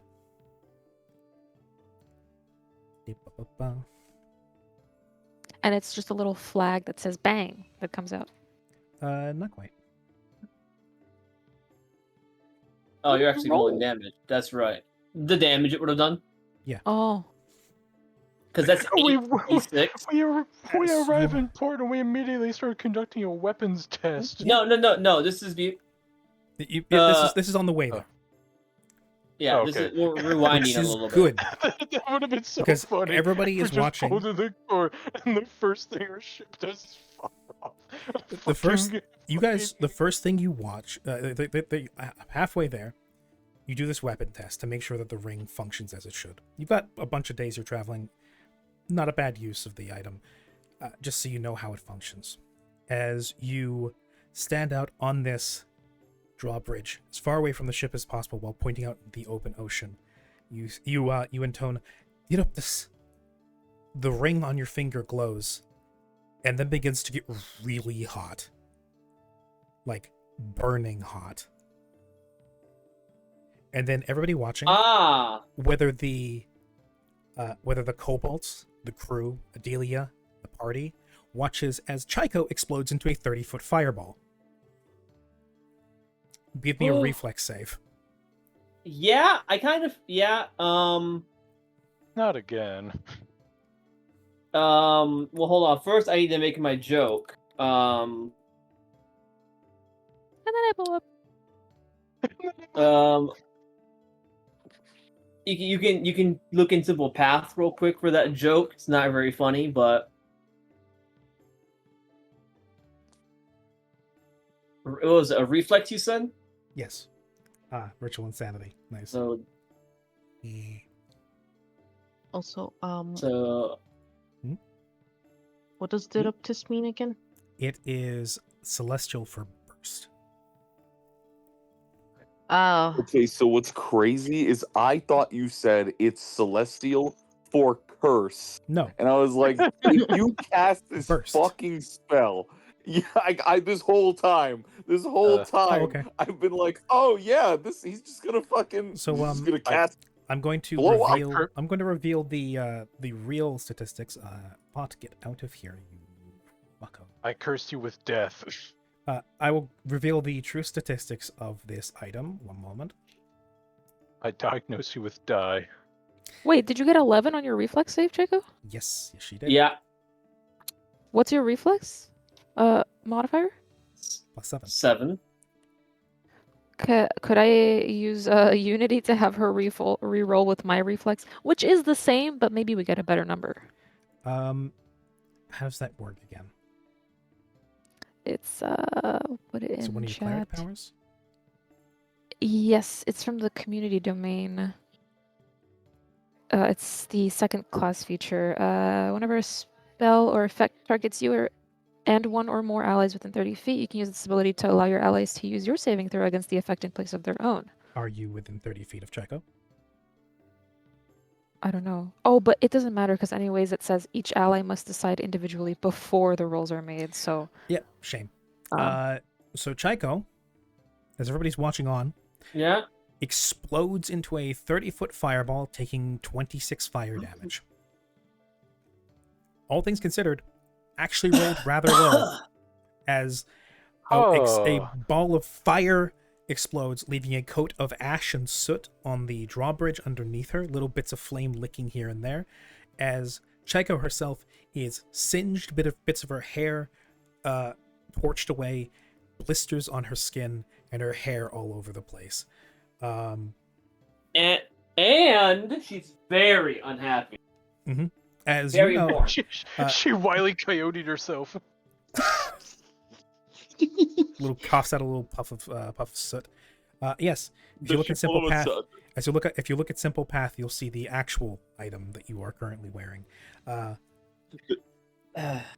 If only listen. Saying, uh-oh. Yeah, pretty much. DM, can we tinker with items? Is that some? I can.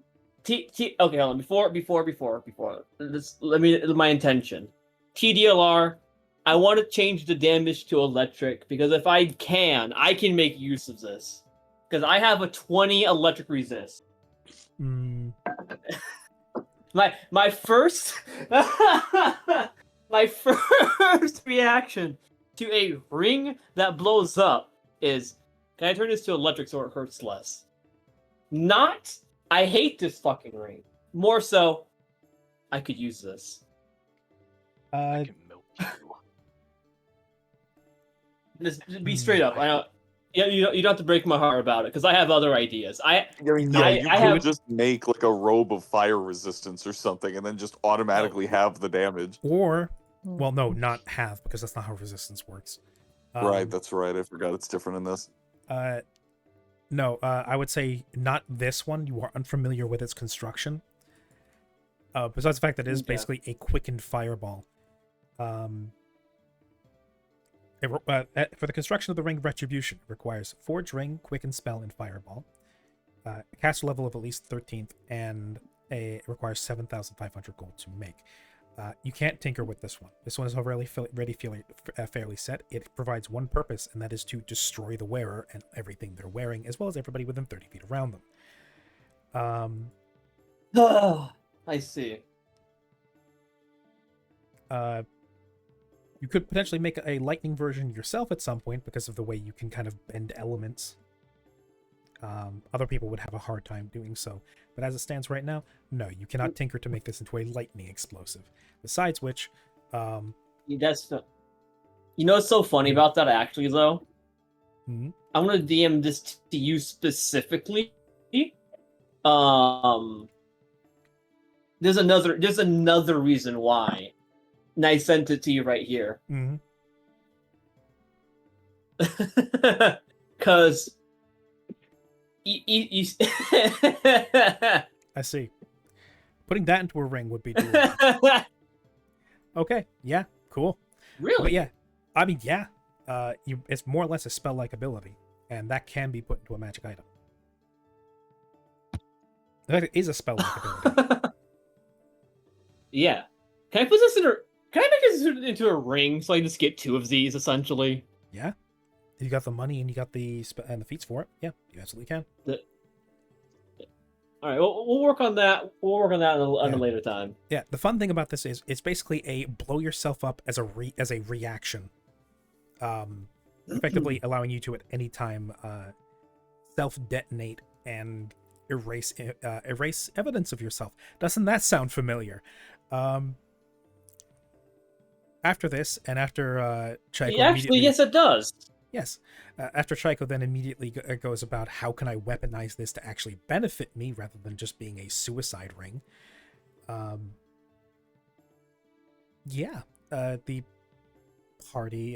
party continues. The soot is scrubbed out of the drawbridge, or the loading bridge. It is cleaned off as best as possible. Chaiko mends from her burns, and you guys dock in Haven. Yes. Flashing forward to the present. Yeah, flash forward. Now I have another idea. Yeah. So turned out to be a ring of retribution. It's a fireball suicide ring. DM real quick. I one last thing. Yes. The one last DM. Hold on. There we go. I mean, it works. Yeah, those things are. The creature in this is worth 160 GP, so I mean. Yeah. You know. Works. Are you gonna make homunculus super suicide bombers with the fucking ring? No! How fucking dare you assume that I would turn a homunculus into a suicide bomber? How fucking dare you? Rami. We already you can't do that because we talked about that. Is that his devious plan? Almost. Almost. Huh. That's sweet. I'll give you a hint. I'm not doing it to homunculus. That is not a good hint. Take that as you will. will. That makes you sound like a terrorist. Well, actually... Oh, Wait God, a second, the jellyfish, huh? You're gonna do it to the jellyfish, aren't you? No. They're not here. Oh Well, my they god, could wait, but be they here. copy magic. They copy magical effects. You could have an army of suicide bomber jellyfish. No, stop! No, you guys are worse than I am. I just thought I'm not saying do it. I'm just saying it's atrocious. Also, I realized Children, watch and learn. Oh God! You guys watch are all... my adoring No. children. It's literally this meme. Wait a minute. Wait 1 second. My adoring Okay, children. okay. Soldiers. Follow your mother. Okay. Watch what I'm about to do, No, kid. no. I can always show you it this one. Okay, no. Okay, I wasn't going to spill the beans, but I have to clear the allegations real quick. Please look in Simple Path. Oh, I know about that. Oh, I know. So yeah, instead of homunculi, she's going to do Raggedy Ann's. You're gonna monkey bomb them. Jinx, I see you're back. Get ready for a surprise. Also, unironically, I do have another option. Imagine a little yarn doll walks up to you and then says, "Eat up this." Boom. It's dangerous to go here. This explodes. Hi. It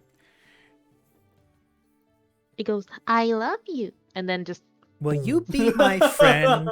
And then that little village girl picks her up, hugs her, squeezes her. Did up this. Did up this. What's your name? Disrupted. Blows the fuck up.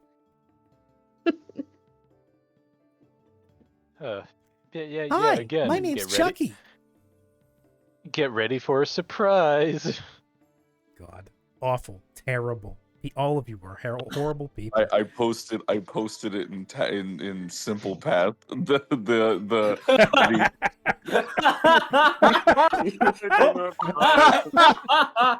I can't laugh too loud. It's too late. It's late at night. I shouldn't laugh too loud. Holy fuck!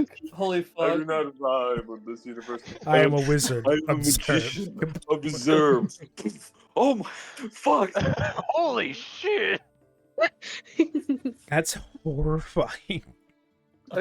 The actual That's the thing. comic, the actual comic is actually far more horrifying. Where it goes, "I have spoken with the heavens; they are coming," and then it just fucking explodes. I'm like, Jesus Christ. You know, I do not it's vibe. even worse. It's even worse because that is what the version that Matt posted. That is legitimately what Chaiko just did. Mid in heaven. Behold, I am a magician. behold my magical ring. Kaboom.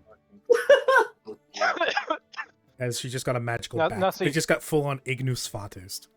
But anyway. See, you this is something you give to like an adversary as a gift, and then later, as you're vibing on the ship, you just see an explosion of distance. Well, Yeah. sorry to be the bearer of bad news. I can also just that's the same spell. Sorry, that's the same feat. I have other options to deliver said funny ring. Yeah. Wizard, everybody. Yeah. Anyway, so you guys docked in Haven. You got the docking process all sorted out. Yes. You got the watch routine sorted with the crew. Those who are not on guard will be taking shore leave, as well as occasionally drilling with Adelia. Those that are on guard will be taking turns guarding the ship and the perimeter around it. Just keeping watch, not necessarily keeping a full-on like perimeter detail, but keeping enough people on the ship to keep a solid eye out and watching the other ships and the other island goers. Question then becomes, what does the party do? In Haven. So we're docked in Haven right now, yeah? Yes. Can I start well, we're in a town, right? I forget, it's been a minute. Is Haven like a where we're docked at? Is it like a city, or is it like a small village or settlement? Or is it just a dock? Sizable enough is that the whole archipelago is more or less inhabited. You've got thickets of like bamboo trees. You've got open beaches here and there. It's not a metropolis.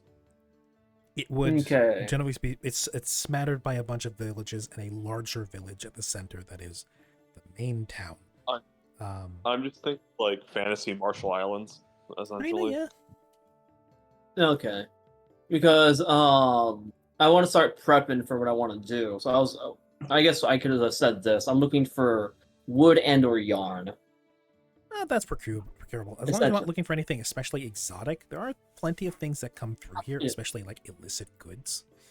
There's a black market within Haven. That's I think Flick would be able to tell you that much. Yes. Wood and yarn. Wood's a little bit of a scarcity here, since they don't exactly have many forests, but they keep plenty of wood stocked up for ship repairs. It's natural. It's a seafaring nation. They have lots of ships that come through, both native and otherwise, so keeping a lot in stock is both good for business and good for making sure that they can get off the island to do things. Though many of the island's inhabitants are naturally able to cross water. And yarn, a little less so. They don't really have sheep, and it's not an environment where you can grow cotton, but you could buy enough from a store to be able to start making what you want to make. Yeah, you could start like buying enough here and there. You're not going to be able to buy it in bulk. It's just not that much here. You might have more luck in one of the land-based nations, like the nearby Vladidovsky. Depends on when you guys cross the water to get there. So yes, Okay. so Yeah. you can start buying up wood and yarn. Yippee. So yes, yeah. Assuming you guys, most of you, since I understand that Karya will be staying behind with Vair for the most part. Yeah, I mean, he'll probably leave during the day. Just at night, he's most likely going to be back on the ship. Okay. It's just he can't really justify having a huge dragon sitting in a room. Yep. Hold on. I might have a spell for this.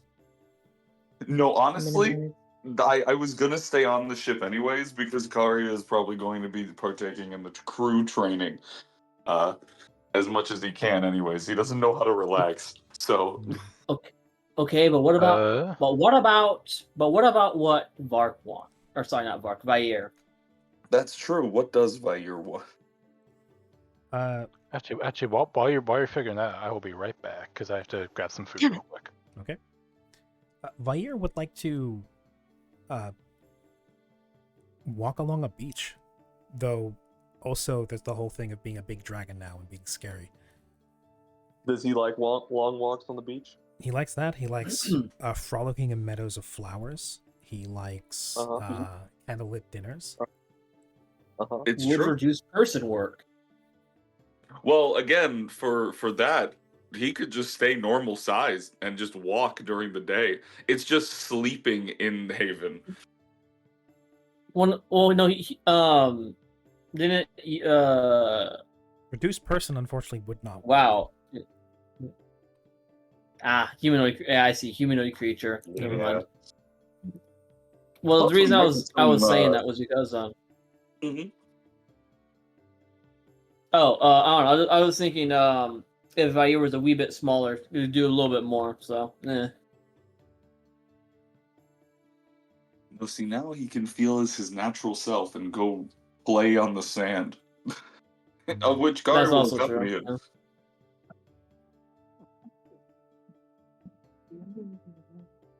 Yeah. Yep, no, reduced person unfortunately does not work. I see Vair as a humanoid.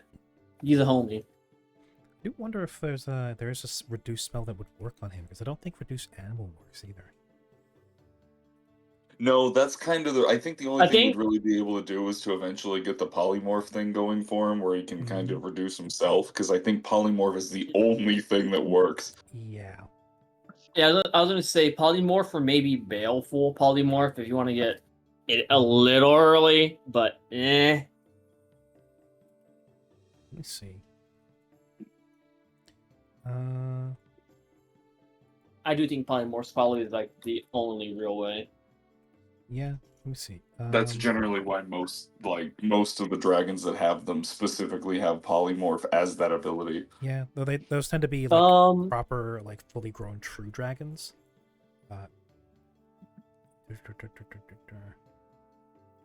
He has beak shape. Yeah. Baleful polymorph is a way of permanently turning him into a humanoid. Oh, that's permanent. Yep. The reason that baleful is baleful is because it's a permanent polymorph. Level 5th level. Polymorph any object would allow for it. That's an 8th level spell.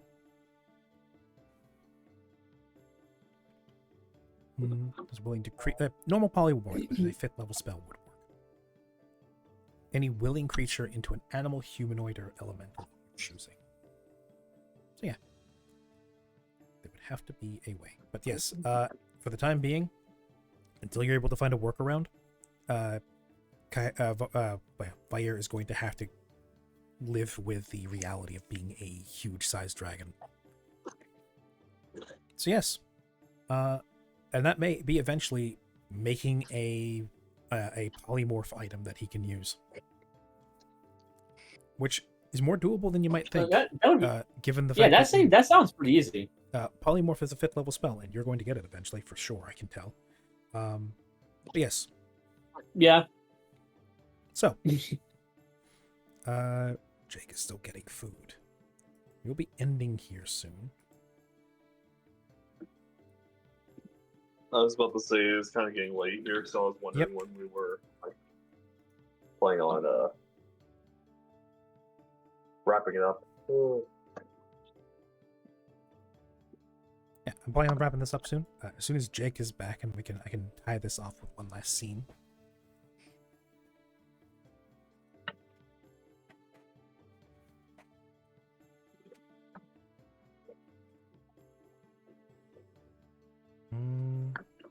Let's see. Jake, where are you? He's dead. Jacobus. Jaketus. Jaket Potato. Where are you? Okay, yes.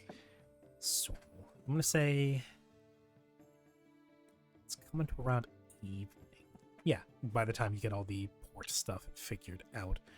Get your ship moored in. Let me Go see do more of this. Do a bit of shopping. Yeah. I'm not gonna. I won't wait too much longer because I don't want to stay up for too long. What? Oh, okay. Jake says he can hear everybody, but he'll still be a few minutes. I do want to tie things off soon.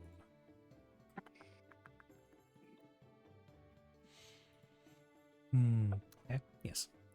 So. Well, I was gonna say while we wait, if you want, we can do a quick little chat about making that funny little thing that I have into a ring. Because since it's a spell-like ability and it kind of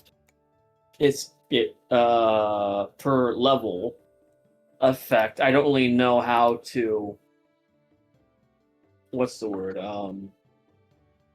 go out pricing it, since it's a unique effect, all things considered. I mean, it functions basically like Fireball centered on yourself. Same thing with the ring. Yeah.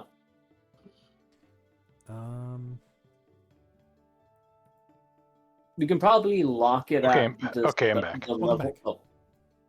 Oh. Yeah, you do the Jake thing, and it would basically you would make it at being a 9th level one because you're 9th level. Yeah. So it's a 96 explosion as opposed to the 10d6 explosion that you just experienced. The save being the same as if you were 9th level. What's written? Yeah, no, it's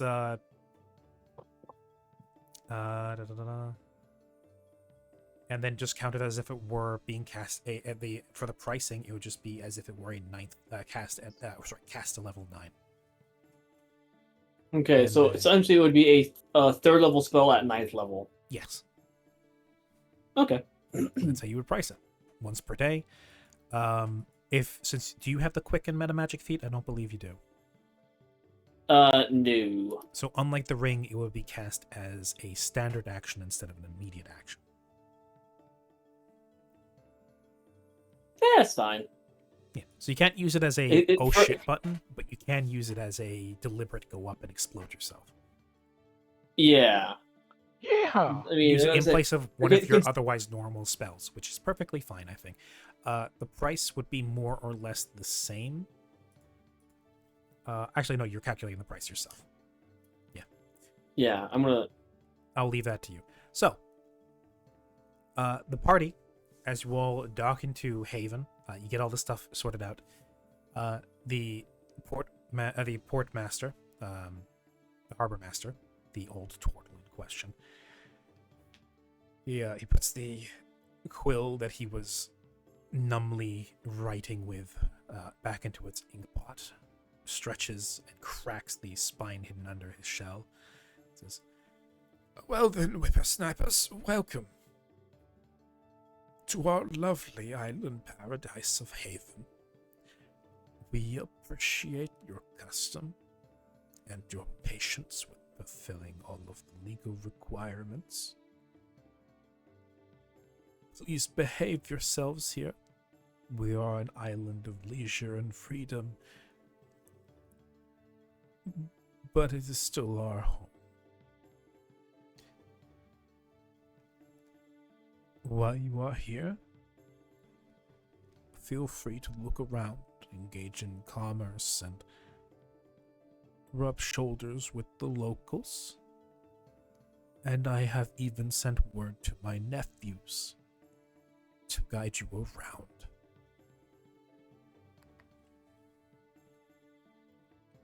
Oh no. The And fucking side Teenage door Mutant opens, and in walk 4 turtles. Yeah. Hey, radical Hey, dude! it's Welcome the to fucking Teenage Haven. Mutant Ninja Hey, Turtles. hey, hey. It's the totally flick, radical quadro. With old quartet. Flick immediately throws out his arms and says, "Ah, Hello, dudes. Welcome to Haven. pleasure to be back." Radical dude. And with that, we end the session. Yeah. It's been 91 like sessions. 3 years. 3 years since we've seen those fuckers. Basically. And the weird boofing one as well. The fucking Don't remember the boofing. That's been a while. If so, no, that was said during session. It was a long time ago, but it I was a remember. very. There's no wonder I don't remember it. It's been a very long time. But yeah, thank you guys very much for playing. Those who swung by, those who stayed, those who didn't. I wish you all a wonderful Saturday evening. You take care of yourselves. It has been a pleasure. Welcome back to Haven. And Come full thanks circle. for running, buddy. Yay. I love it. I said nephews, and immediately just the dread in Frey's voice sank in. I was sitting here because I had a flashback. I was like, didn't we run into the fucking Teenage Mutant Ninja Turtles back in fucking in Haven when we first went? There was the Seafoam robot. There was the lions who Miar clubbed to death, which made Karya go, I don't want to be around you anymore. And then go off to Brood.